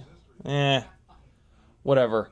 I'm gonna go by the whole red, black, white, and blue wire thing, and I just don't want to. I don't want to play with this. That's what she said. New ELRS configurator detects the RX and TX type, right? Mine did not. Hey, here's a question for you guys. How the hell? Here's something I couldn't figure out last night that took like a half an hour. How do I figure out what version this is on? I don't think it really matters because I know it's on version 2 point something.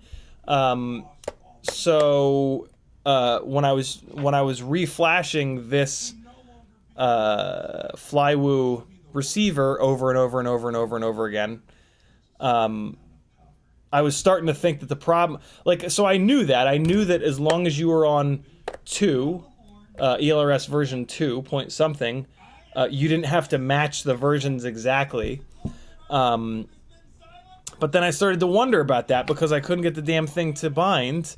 So I was like, I ended up flashing over Wi-Fi every single different version, 2.0, 2.1, 2.3, 2.4, 2.5, 2.51, and it just refused to bind. In the process of doing that, what I realized is that there's no way for me to figure out what version this has on it.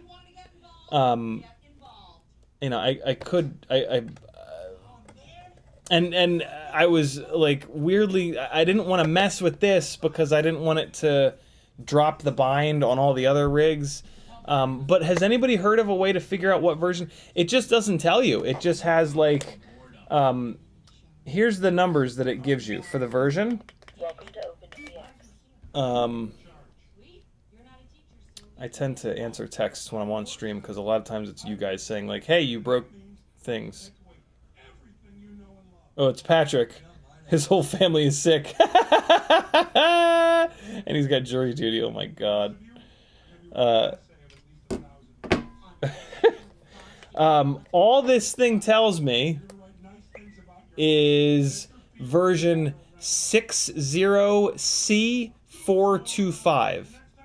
That's it. Even when I go into the Lua script, which I begrudgingly downloaded onto here, yeah, it doesn't tell me anywhere the actual version. It just says 60C425. So I have no idea what version of Express ELRS. This is the beta FPV 1 watt. Yeah, there's no way to figure that out. I'll probably end up just putting this on 2.5.1 because that's the newest version. But anybody heard of that? Tiago Roma says, check the transmitter list with possible issues. All right, let's get caught up on chat, and we're going to fly around a little bit, and then... P. Richard Scott says, DJI is a thing. Did you see Tommy's new video? I actually did. I actually watched a couple FPV videos for a change. Yeah, really, really cool. Everybody check out Amagrad's couple of new videos. Really cool stuff. It's not relevant to many of us that aren't flying lifters on professional movie sets, but it's super interesting, and everything Tommy does is amazing. So, Kevin Sumner says, Metadurtune, yup, I'm switching to Radio Master gear going forward. Alessandro has good things to say about working with Radiomaster. Maybe you should give them a try, Ciotti. I already have an EP2 that's up and running somewhere. Here it is. It's going to be put into a rig at some point here. So I'm just going to stick with the EP2s because of the problem because of what I said earlier. I want to stay with the exact same receiver on all of these so that when I go into the configurator, I know I don't have to look and try to dig and bury and figure out, hey, is that the Radiomaster? Is that the Happy model? That being said, I did just sort of confirm that the Radiomaster receiver is a little bit physically bigger, so that makes it a little bit easier to tell. But it's $18 and the Happy model is $13. And I only really put these ELRS ceramic antenna receivers on Tiny Whoops. So whatever. Tiago dropping the GitHub link to Express ELRS. P. Richard Scott says, "Oh my God."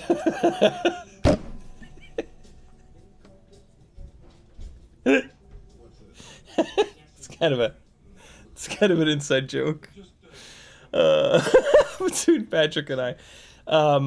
That's a joke in reference to when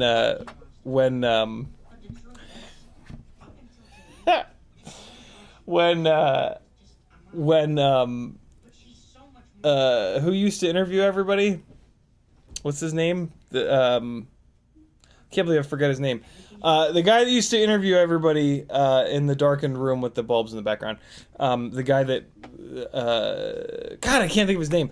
For the entire interview that he did with Tommy, he kept saying "ooh my God" instead of "oh my God," and it drove me crazy. But I was just like, I was like, you know, you're the only one that's driven crazy by that.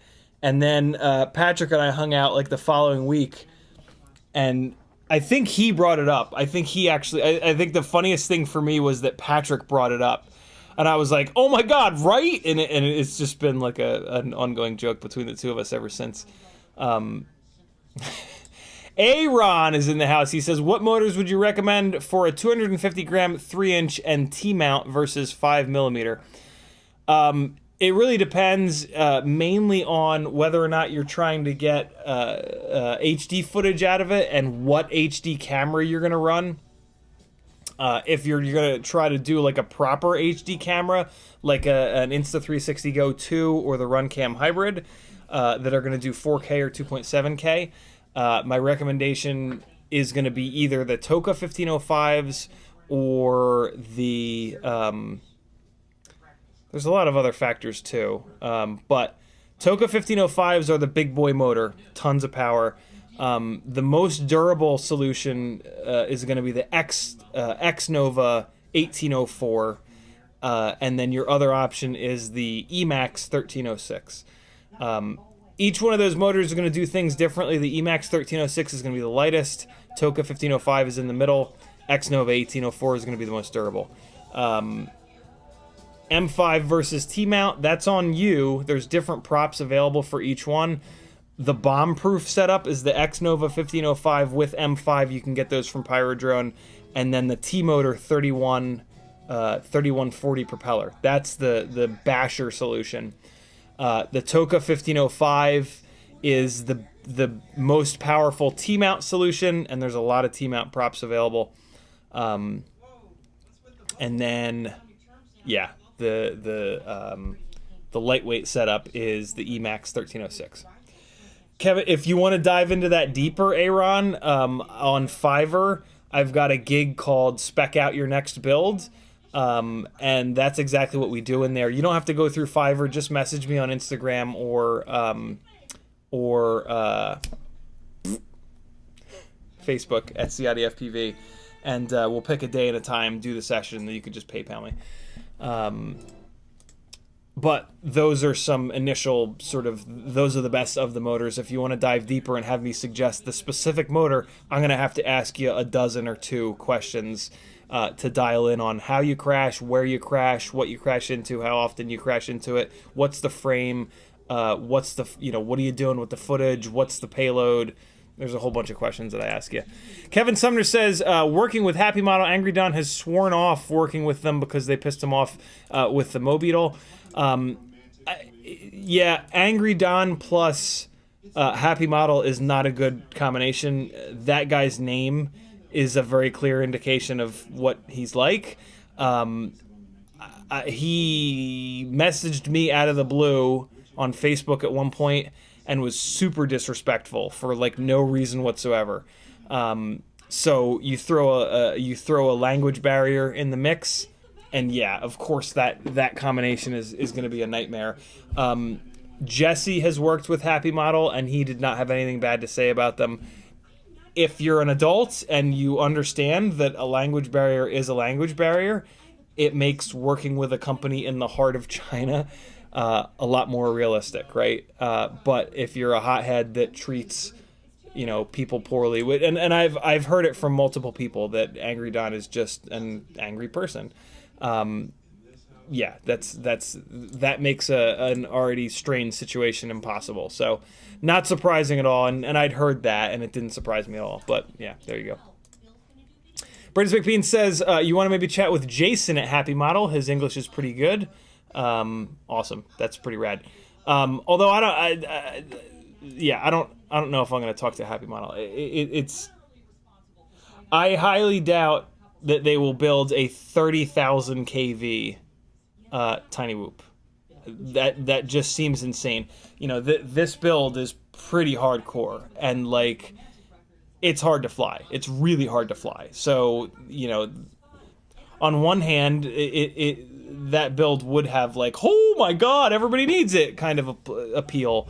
But anybody with 2 brain cells to rub together would be like, 30,000 kV, that's too much. Nah, not for me. But yeah, I don't know. Andrew S. says, watching on mute, reading CiottiFPV's lips is a real guessing game. Jordan Daddy says, are there any weight savings going with the Beta FPV 65mm frame over the Happy Model frame? No, actually, it's the other direction, Jordan Daddy.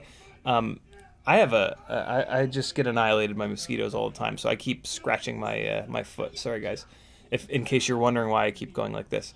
I'm going to try to not do it anymore. No, the Beta FPV Meteor 65 frame is actually slightly heavier than the Happy Model frame, but it is infinitely more durable. The Happy Model frame lasted me 2 batteries, maybe 3 batteries before it broke. The Meteor 65 frame has been through at least 100 batteries, and I've crashed it way harder than I crashed the Happy Model frame. The Happy Model frame is useless, in my opinion, unless you never crash. If you never crash, the Happy Model frame is the one to go with because it's the lightest weight, and it's the frame that Angry Don recommends because he never crashes. But yeah, if you ever crash, that frame is an absolute piece of shit, and it should be burned in hell. Drone Daddy says... Oh, we just got that. Veritas Huza says, did you see that Dutch tourist shot down a $13,000 DJI drone doing pole inspections? I did not see that, but that's pretty ballsy. William Loesch says, what do you think of the Shendron's Terraplane? Seems like that's one of my best options considering what's in stock. I don't like it. It's too big, and the ducts are not going to hold up to crashes, so I don't really see a point. Yeah, your best bet, in my opinion, is, and it should be up on the Ultimate FPV shopping list, Joshua's site, is the Cinesplore. I've got my personal Cinesplore build on there. So yeah, if you go to fpvknowitall.com, there should be a Cinewhoop page now with the best of the yeah. Lost Sync says checking the Lua script, same thing in there. Muddertson says either the Lua script or connect it to Wi-Fi and check it with the configurator. Yeah, the Lua doesn't have it. Kevin Sumner says Lua or ELRS module will save version number on screen when powered on too. It's just giving me that number. What Metal says though, connect it to Wi-Fi and check it with the configurator. That's interesting. I don't know how to do that. How do you do that? Raven187 says I just linked some $8.27 ELRS RXs in your Discord. General Cat They also have cheap EP2 RXs. They test really well. I still actually have Discord up. Usually I close it down before I start streaming.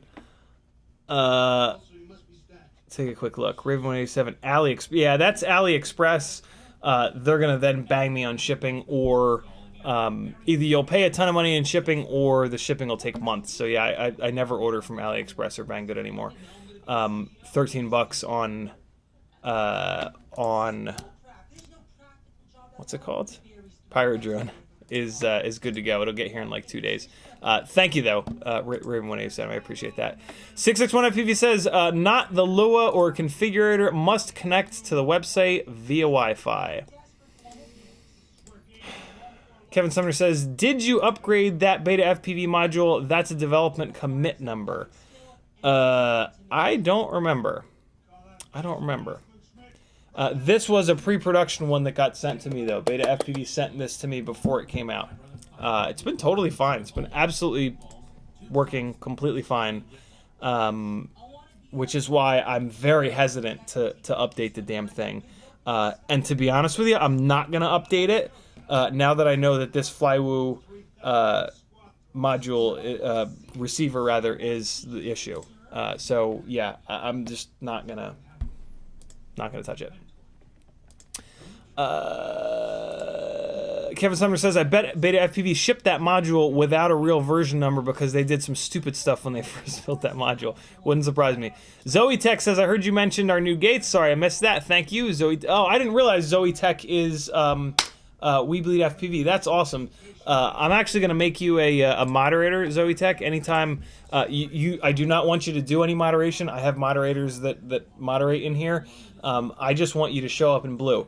You know, like big FPV name people and manufacturers, I always want them to show up in blue in my chat just so that it kind of stands out a little bit more. So, yeah, welcome, brother. Glad to have you here. Everybody say hi to Zoe Tech. That is We Bleed FPV. They have some of my favorite BT 2.0 batteries. There it is. You can kind of catch it there. And hopefully, I have a feeling I'm going to have some awesome gates from them soon. So that's going to be rad. June Loco says, install the receiver tonight. Michael Rollins. There it is. Thank you, Metal Dirtskin. Michael Rollins. Riot9 says, I think we all noticed and wondered why Uma didn't correct him. Yeah, it's hard, man. When I'll bet you why Tommy didn't correct him is because a lot of people pronounce it Umagod, and he's probably just used to it by now. The reason that I say that is because my first name is spelled Ahren, and I've gotten completely used to people pronouncing that in any number of different asinine ways, and I've just given up. And because, like, correcting the way that somebody pronounces your name, it's like weird. It's this weird, like, passive-aggressive, like, thing, and, like, the person that's mispronouncing it feels bad. You feel bad for correcting them, and there's this, like, vibe of, like, great, mommy just hit daddy at the dinner table, right? So, yeah, I guarantee you Tommy is, A, just so used to it being pronounced that way, and B, just didn't want to make it awkward. So, when I remember watching that, just being like, yep, I know that. I know all of it. And, like, you know, my last name, Ciotti, gets pronounced Coyote, Ciotti, you know, it's so, I'm used to, like, my name being mispronounced, and I've just given up. I give up. Pronounce it however the hell you want it. Call me fucking Aaron because you like Key and Peele. Call me Aaron. Call me whatever. Call me whatever the hell you want. Any of it is better than being called a jerk, you know? So, almost caught up on chat, and then we can fly a little bit, and we'll wrap this up. Jesus, it's 5 minutes to 10.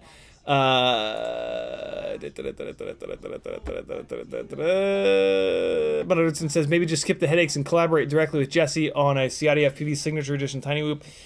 Jesse is a very busy dude. I try to continue Jesse and my conversation. We've had a conversation on Facebook going for years, and it's like I'll get him for like a day or two, and we'll talk back and forth about a bunch of stuff, and then he'll get super busy and he'll vanish for a couple months.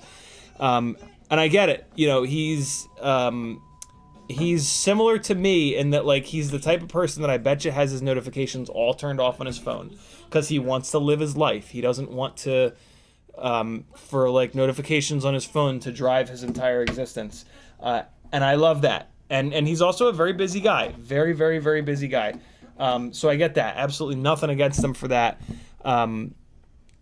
But yeah, trying to collaborate with him on like a full build would be a little bit challenging. But we have talked at length about 0702s. And I mean, I think he already knows. I think he already knows the secret combination. So yeah, if he wanted to do that build, that would be on him. But how would he do that, right? He would have to hand build them, and that's just crazy, right? Because we need the frame, we need a beta FPV frame, we need a mod, and then we need a bunch of happy model stuff, and then we need GemFan props, run cam camera.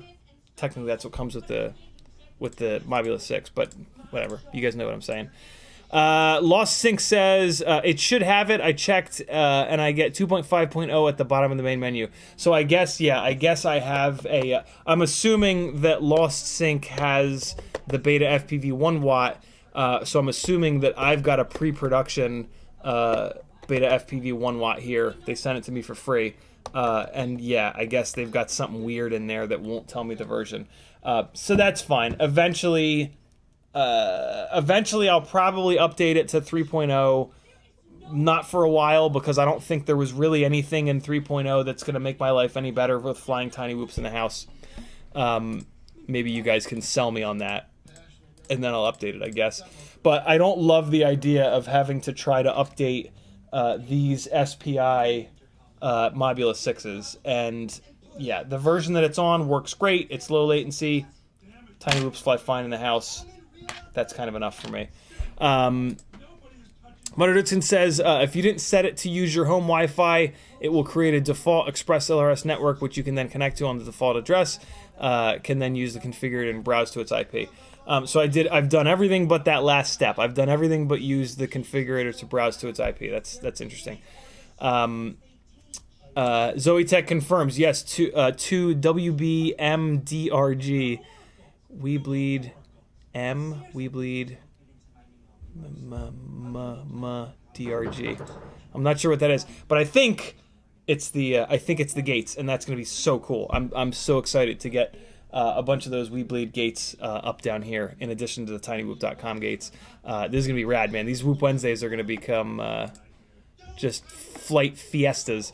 Tiago Ramos says, check the best ELRS receiver in the GitHub page. Some RXs have high potential of failsafe. There is a chart. Wow, that's awesome. It's in the end, it says. Let's go to the monitor. Let's go to the end. There's the chart. Frequency error. I guess less is better. Yeah, less is certainly better. Where's the EP2? Look, the EP2 is right there. Cool. EP2 is right on this line. Where's the Radio Master? Oh wow, some of these are even. So I see. So the Vantac is really good. The Axis Flying Thor is really good. Those are transmitters though. Beta FPV. Oh, looks like the Beta FPV light flats are really good. That's awesome. EP2 is right before the warning. For $13, I think that's good enough for me, especially with tiny whoops. It looks like the jumpers are really good. GEP-RCs are on that same line. What a cool little chart. JHEMCUs are bad. Heated and iced? Oh, iced as in to keep the temperature down. Interesting. I'm going to stick with EP2s. I've already got a couple of EP2s. They've been working fine. I'm going to get a couple more. Good call, good find, Tiago. Veritas Souza says proper pronunciation CiottiFPV. Almost. The phonetic that I usually give is this SEEAHHTEE. That's usually the phonetic that I give of my last name. Metal says they made that chart before the Radio Masters were out. I think closer to the 0 point is better. Yeah, I didn't see Radio Masters in there. All right, cool. No, Abraham says I'm pretty far behind, but I have a lot of issues with the Happy Model 1102 shafts breaking loose and spinning inside the bell. Not an issue with the prop screws, but after that, yeah, I had the set of the Happy Model 1102s, and they were out of balance out of the box, so I don't do the Happy Model 1102s anymore, just the 0802s. Let's fly a little bit, friends. We're gonna wrap this up so that I can hang out with Felix and get some food because I am hungry. Plugging in the receiver, the VRX, and we're gonna fire up the QX7 here, and we're gonna fly a couple of batteries. I do kind of want to fly this new rig, but I just want to bash as many batteries out as quick as I can here. So I'm just gonna fly these two guys. We're gonna continue to test the these two Mobula 6s. To suss out the difference between 0802 25,000s with triblades and 0702 30,000s with biblades. Yeah, I kind of already know, but I'm still trying to find something that the triblades do better. Let me get the up tilt situation a little bit better here. Alright, so that's top on there. That looks like they're about the same. Is that it? Yeah, that's about it. Alright, so let me try to tighten this screw up again here. Oh, I thought that was a drill. It's a vacuum. I was like, what's Maggie drilling upstairs?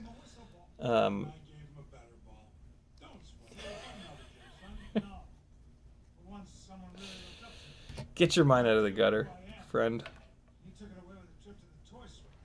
Okay. Alright, so that's tightened up. Hopefully that holds. Hopefully that holds the up tilt a little bit better this time. Alright, looks like these are the same up tilt. Let's get up in the air and do some shredding. Alright, we're gonna go to the VRX scene. Oh, look at that! It held on to the that's pretty cool. It held on to the bind. Not the bind. It held on to the whatever. OBS didn't screw me. That's what happened there.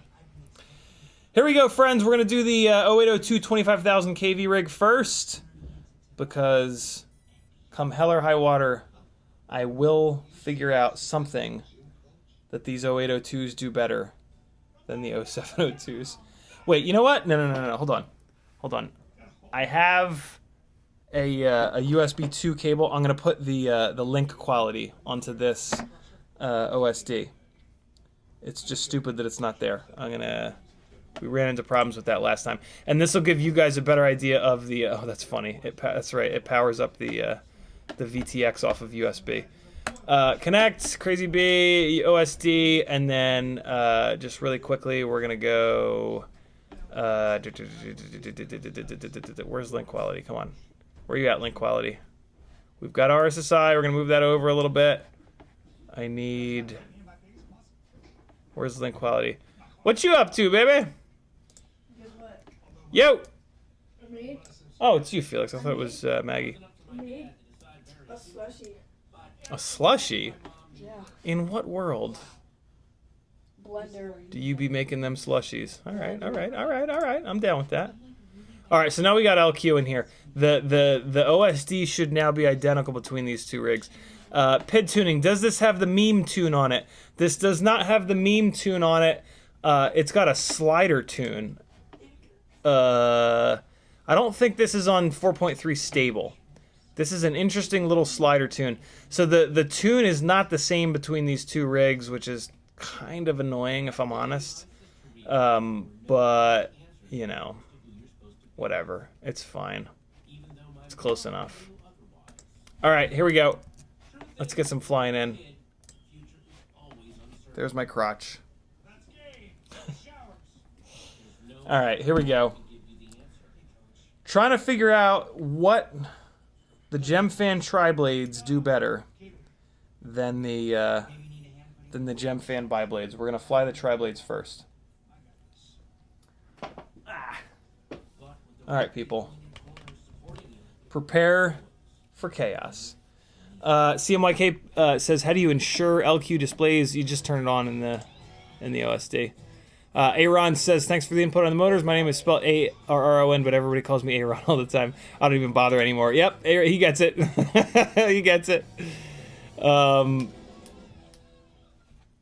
Huff19 says, are you ever going to have a preset in Betaflight? Probably not. It's just too difficult to get the presets uploaded, and there are people much more qualified than me making presets.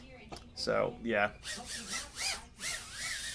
This is the Modula 6 ELRS on Happy Model Full Can 0802 25,000s.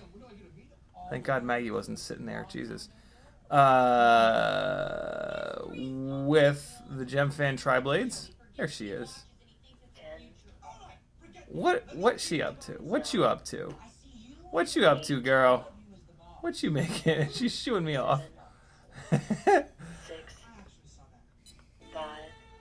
I mean, as you can see, this rig still has gobs of power. Like, it's still got 2. all the power. Not quite enough to get over that railing, though. It's still got plenty of power. Man, the video is looking like ass right now, though. Although this is on the whip antenna, and you know this is the difference between. Oh boy, the whip antenna, and that was a big one. The whip antenna and the singularity. Let's go down here, see what's happening in here. Oh man, it is so nice to have air conditioning again. I can't even explain to you guys. I mean, I've had air conditioning down here in the basement, but the fact that our bedroom has not had air conditioning has really been a problem, if you catch my drift. I mean, no, you're gross. So I gotta figure out. I'm starting to love this. Like, I'm starting to love this little circle that we can do here. And then I love going down here, and then I want to do this as a power loop, but I keep hitting the ceiling. And I think I'm hitting this edge here. This is where the ceiling kind of drops down. So I think when I'm doing that power loop, I think I'm getting on the throttle too early.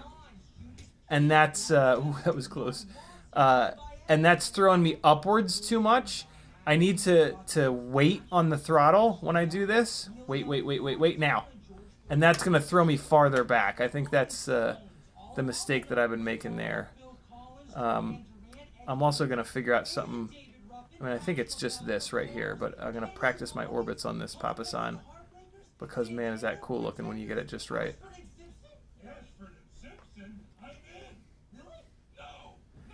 I guess what we, like, so these, it's interesting, right? These full can 0802s, with these GemFan triblades, in theory, it should be more accurate because the triblades should have more grip, but it's heavier, and because of the extra weight, it actually feels less. It feels less accurate, which would make a lot of sense. Can I grind on this rail? Is grinding with tiny whoops a thing that's possible? Oh boy. There's a failsafe. Look at that. That was interesting. I armed and disarmed, and it did not come back to me. Uh-oh. I can't say that the one with the ceramic antenna has failsafed yet. That's kind of wild. Maybe I lost the antenna. Let's take a look. That was interesting. What's this battery at? 3.4, that's fine. No, the janky antenna's still in there. Okay. Well, I mean, these things are allowed to fail safe from time to time. They lead a difficult life. Let's see how this thing did durability wise. Oh. It's got a little bit of had a little bit of wind up there. Nah, seems fine.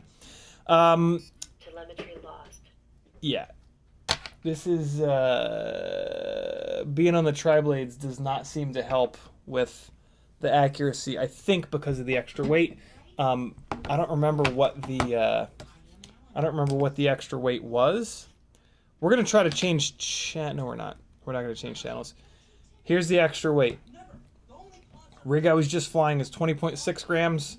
The 0702 rig is 19.7 grams.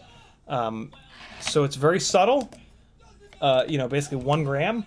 But what you want to do is think of it in percentages. This is a 5% difference. So if you take that 5%, and you think about that on a 600 gram freestyle rig, right? It's a bigger difference. It's a 30 gram difference, and you can tell a 30 gram difference on a 5-inch freestyle rig. So let's do one more battery with that rig, and then we'll switch over to the 0702 rig, as we always do. Get in there. All right, here we go. Doodly-doo-doo-doo. RSSI low. See if we can get another failsafe going. I'm on race 8, which is as far away from Wi-Fi stuff as possible, I think. Wow, the rapid fire is completely killing those the horizontal lines that you guys see. That's interesting. Metal Richardson says rapid fire must be doing its magic because the screen is rolling like crazy on the monitor. Is it really? What the hell? Well, this is the rig with the whip antenna. Zach says, even if you can't get the pre-selected beta flight, I would love to even just screenshots of your settings posted in Discord or something. To be honest, Zach, with how aggressive the PIDs are in Betaflight 4.3 stable, tuning is really not necessary anymore. With a tiny whoop, you're just going to take the master. You're going to take the master multiplier, and you're just going to move it up to like 1.5, and you're going to be good to go. Tuning is just not. It's just not needed. It's kind of crazy. I know that sounds wild, but it's really true. Yeah, I might be able to sneak the CP antenna onto this rig. Hold on. Let me see if I can really quickly drop this in here to make your guys' viewing experience a little bit better. Let's go to the bench cam just for a second. And I'm going to pop this guy off here.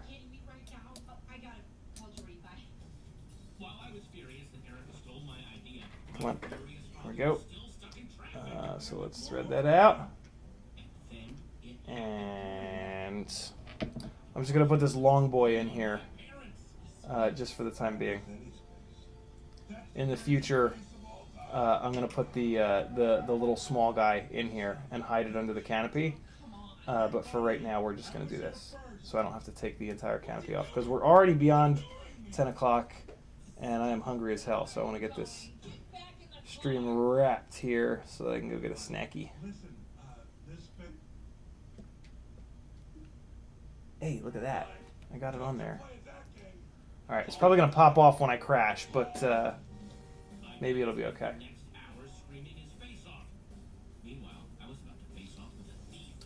I do want to rotate this to the side, just slightly though. There we go. Okay, perfect. Alright, there we go. Jordan Wahlberg. Alright, here we go. So that should be, that should fix the video problem for you guys. Yeah, look how much better it already is. Let me know in the chat if the video is better on this battery. It really should be. I can't imagine a world where it's not better.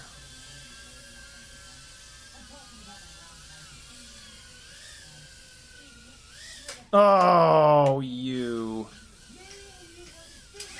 Oh, you.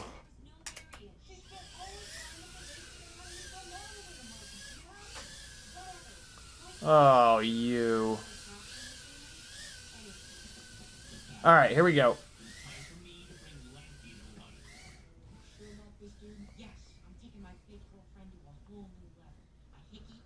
Where are we at? what are we flying around in here? Same kind of thing? Yeah. Oh god, ceiling fan. Okay, I think we went through the blades, although they're going a little bit slower tonight. I'm pretty sure this whoop could withstand a direct hit from this ceiling fan.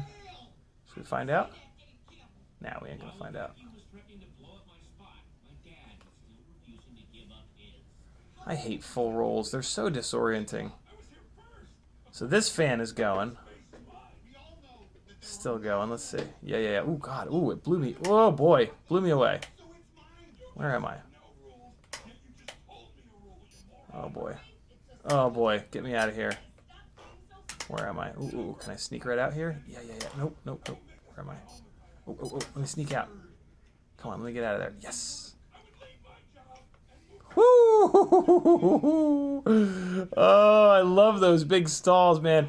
These big power tiny whoops allow you to do that. And it's just fucking great. That's like my favorite thing about these big power tiny whoops nowadays, is that you can actually get your three-dimensional flying on. That's a cool, I am into that. Oh, there's the ceiling again.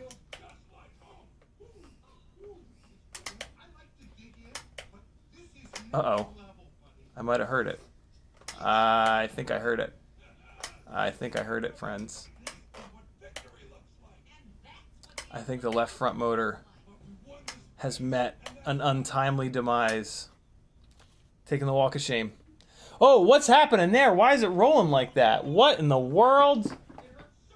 Alright, hold on. I did move the little VRX. Did I maybe make it worse? Oh boy. That's rough. Has it been like that the whole time? I'm sorry, guys. Hold on. How painful are paintballs? Very. Oh. Very. Yeah, I probably scared some freshman ladies in my extreme P-ball training. I had no idea you played paintball. It's totally my thing. It's totally my thing, too. I used to go with my college Ooh, we girlfriend. broke it. We broke a motor, boys. He just said that he the girl he liked who really liked. Right. I used to go to paintball with my college girlfriend. He's a freshman. So we dropped a motor bell, friends. Left front motor. See if we can get it to focus. Of course not. There it is. See it? See the big gap on the motor bell? Drop down. So I'm gonna take it like this. I'm gonna use my fingernails. I'm gonna see. Usually I can just push it back up. Come on. Come on, you little bastard. Sometimes you can't. Sometimes they drop down so far and like the magnets will come out of alignment and it's just game over.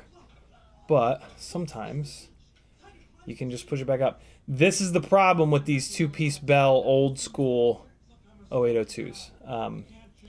After you flat bottom it a bunch, this does happen.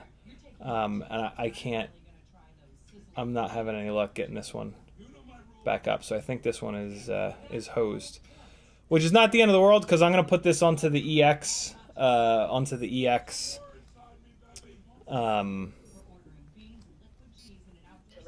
motors. So let's switch over to the other tiny whoop and we'll see if the video gets any better.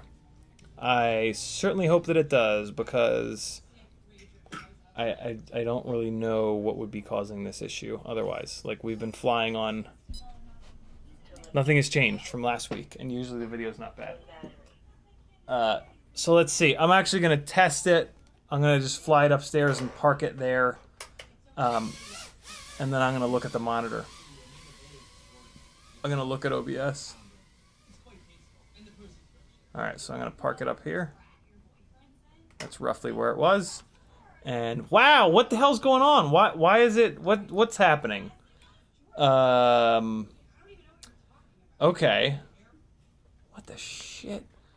I mean, we can try changing channels, but I doubt that's gonna do anything. What, nothing has changed. between last week and this week. What the hell? It's bad in my goggles now too, actually. This is annoying. Well, this gives me what? Why did this battery just die so quick? What's happening? Oh, I flew the damn thing. I flew the whole battery on the other rig. Oh, fuck. Flying this thing down these stairs is rough, man. I ain't gonna make it back. All right, so let me try something. Let me try the SMA extender real quick here. Maybe that'll fix something. Maybe it'll make it worse. We can start to investigate whether these SMA extension cables actually work. I know Tuner Taxi said he hasn't had good luck with it. I'm just gonna leave that static for a minute, friends. Just hang on. Hang on. Getting the SMA extender out. I'm gonna plug it in. Yeah, I'm on race 8, which is very far away from the from Wi-Fi routers. I think it's basically as far away as you can get from a Wi-Fi router.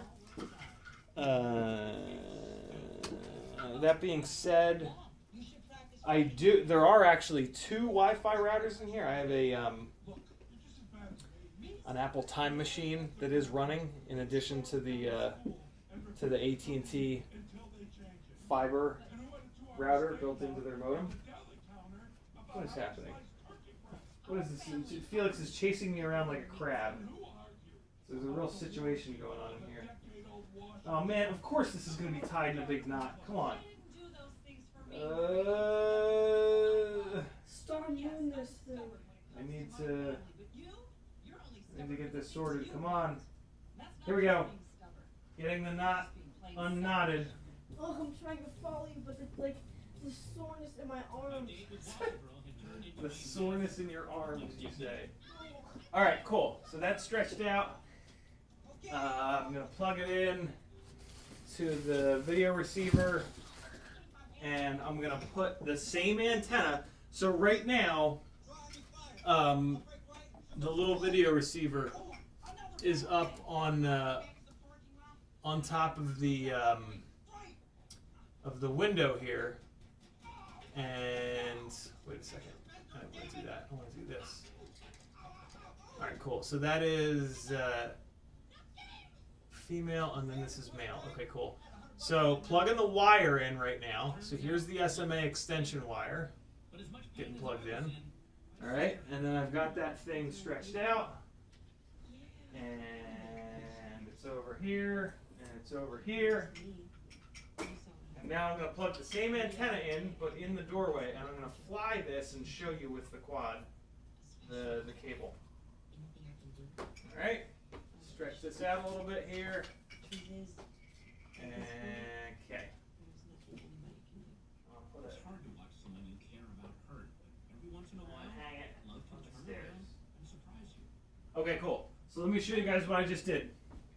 I can show you with the tiny whoop. Here we go. Here we go, here we go, here we go, here we go. So here's the working rig. Put a fresh battery on it. And, okay. So, USB goes out of the computer, up the wall, into the eSheen ROTG1. Here we go.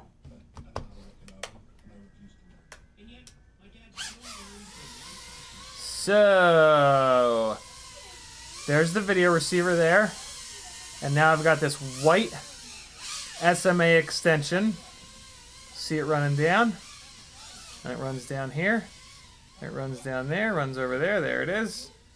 And so now here is the trueRC stubby singularity. Alright. So now let's see if this is any better with that singularity there. What?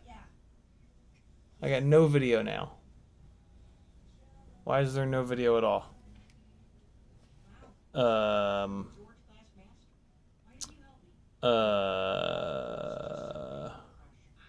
What? Why?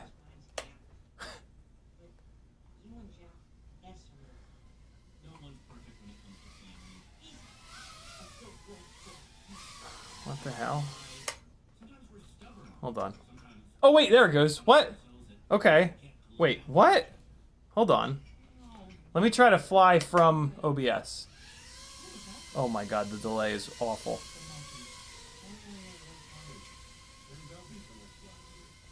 Wow, I can't believe I can fly through OBS at all. Oh god.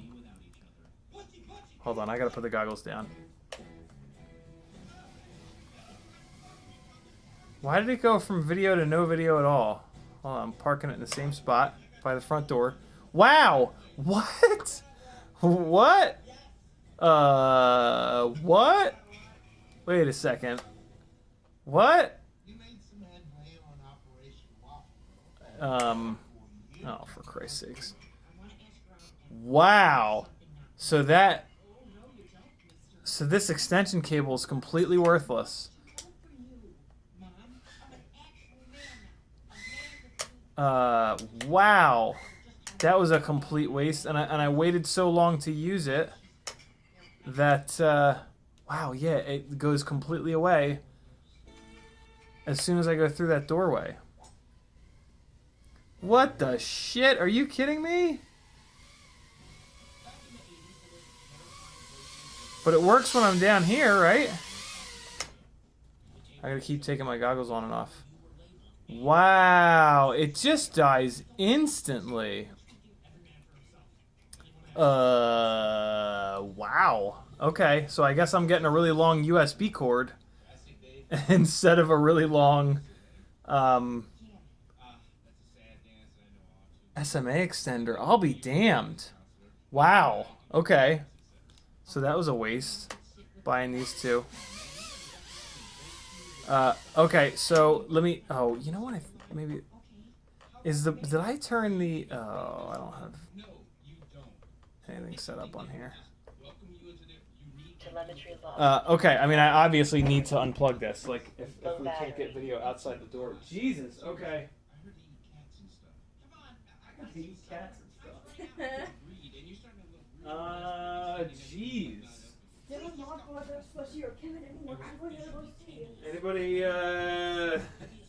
Anybody want an SMA extender? I'll sell you one cheap. Yo, that's brutal. That is absolutely brutal. What in the hell?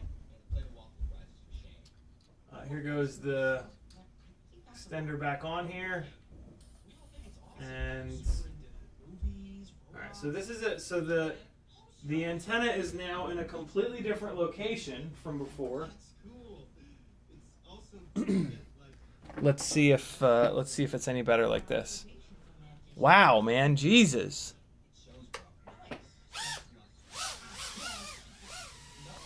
So I'm gonna bring it upstairs and park it in that same spot.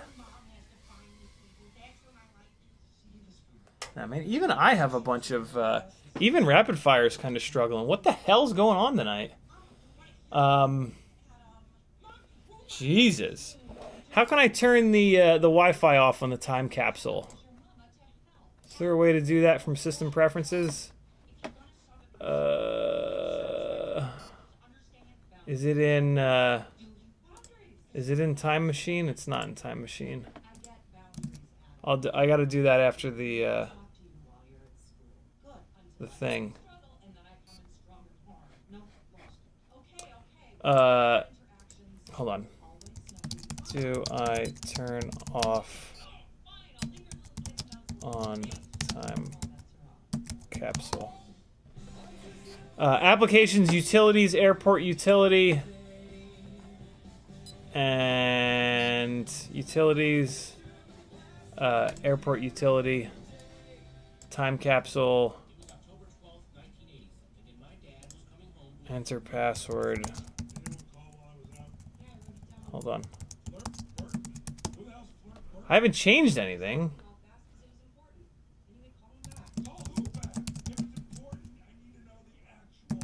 I don't know what password I put on the damn thing. What the hell? Come on. Oh, caps lock is on. There we go. Yeah, let me turn it off. Click the wireless tab. What? There's no wireless tab. Where's the wireless tab? Edit. There's an edit button. base station, internet, DHCP, wireless. Create a wireless network off. There we go. Update. And alright, genius. So this is, oh boy. So this is the 0702 rig, and it just flies better.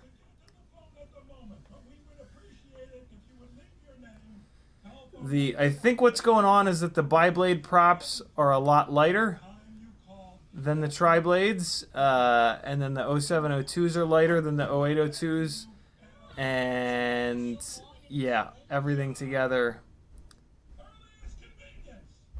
Look, it's a Felix. It's a Felix in the wild. Should I get it stuck in their hair?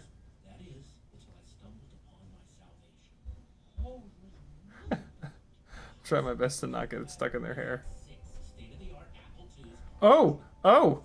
Oh, hello! The dog just hates the tiny whoop. Oh no, I'm not gonna make it home. Not gonna make it home. Not gonna make it home. Not gonna make it home. Maybe I'll make it home. I made it home! Oh! Yo, holy crap. Okay. What's interesting is I'm not using the Wi-Fi coming off of that time capsule. I'm not even using it as a time capsule at the moment because I switched computers and it's I haven't linked it up to the new computer yet.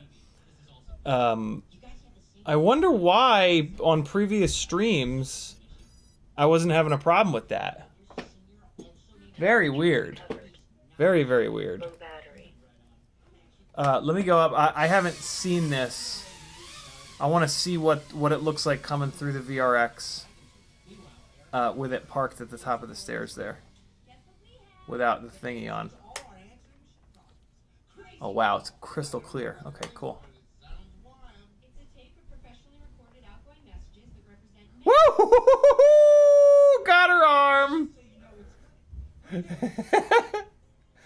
She moved at the last second. I tried to fly under it. Woo! Got that first soft target hit in the new house taken care of tonight. Oh, you know what? We can put this fan onto slow now that we have air conditioning in here again. Oh!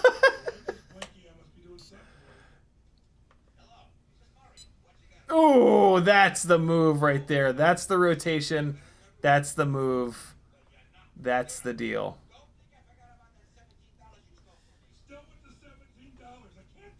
Yeah, I love this full throttle throw. I love this right here. That's very satisfying. I got to figure out how to incorporate that into something else. All right, let's fly the rest of this battery down here.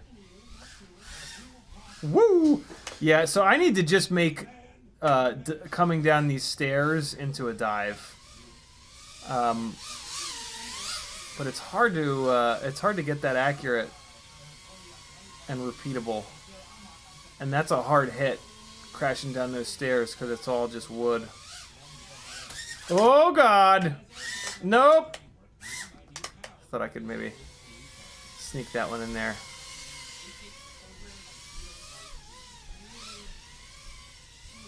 Yeah, this is, even with the biblades, this is so much easier to shoot little gaps with than the 1 gram heavier rig. It just doesn't make any sense that 1 gram would make this much of a difference, but when you look at it as 5% weight savings, it absolutely makes a difference. You know, on like a racing rig, that's like saving 20 grams. You know, that's legit. See if we can rip a little bit down here.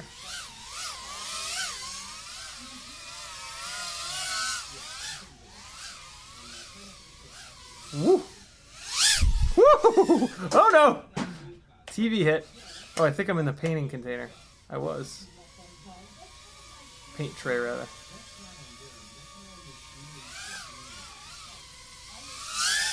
Woo! Jesus! This thing boogies. My God, man.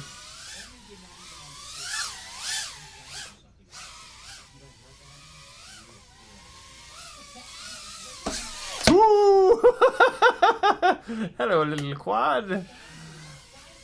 Ow! It bit me.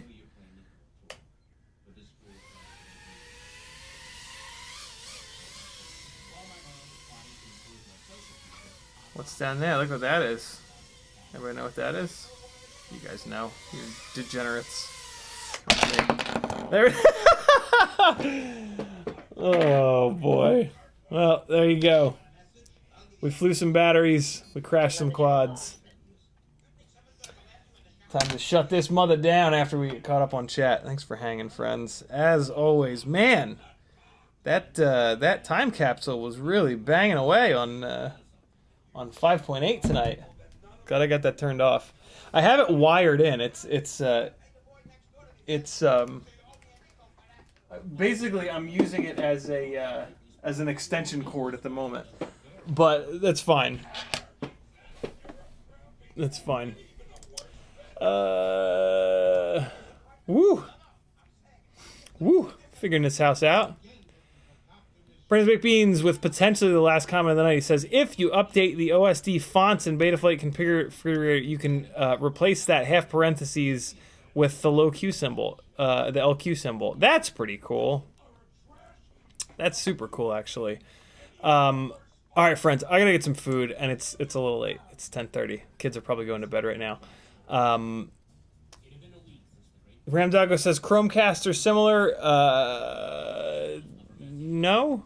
I don't know. Were you thinking maybe Chromecast was what was causing the problems?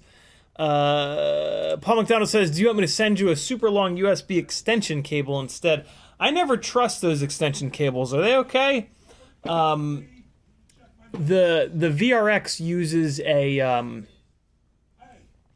you know, I actually don't know what I'm going to do at this point, because I want an antenna down here, but I also want one outside the house. Let me think about it. Man, that dB loss was brutal on that extension cord, though. That's fucking crazy. Yeah, let me think on it. By next Whoop Wednesday, I'll know what I'm doing. What I have a feeling I'm going to do is buy a second one of these ROTGs, and then I'll put one of them upstairs, and I'll have one of them down here. And then I'll just have two plugs, one USB plug for upstairs, one for downstairs. And in that case, an extension might work, because I can put here. I'll figure it out. Thanks, guys. I will talk to you on Friday. Danzilla says, have a good night. Man, I'm tired. Love you guys. Be good. See you Friday. Energy. CiottiFPV.com.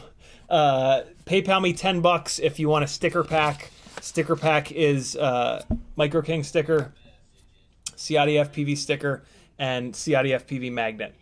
$10, put your address in the PayPal field, and I'll send you a bunch of stickers. I'll get them out right away, too. Love you guys. Be good. See you Friday at 7 o'clock. Here's some random flying, although I didn't play flying on the beginning of the stream. Here's a little behind-the-scenes flying from a gig that I was on. Let's go with the UGA football thing that I did. This might be cool. Might be stupid, but it might be cool. Love you guys. Be good. Wait. I gotta get some music for you. Come on. Hopeful Dreamy. Don't check. It's fine. Later, friends. Love you.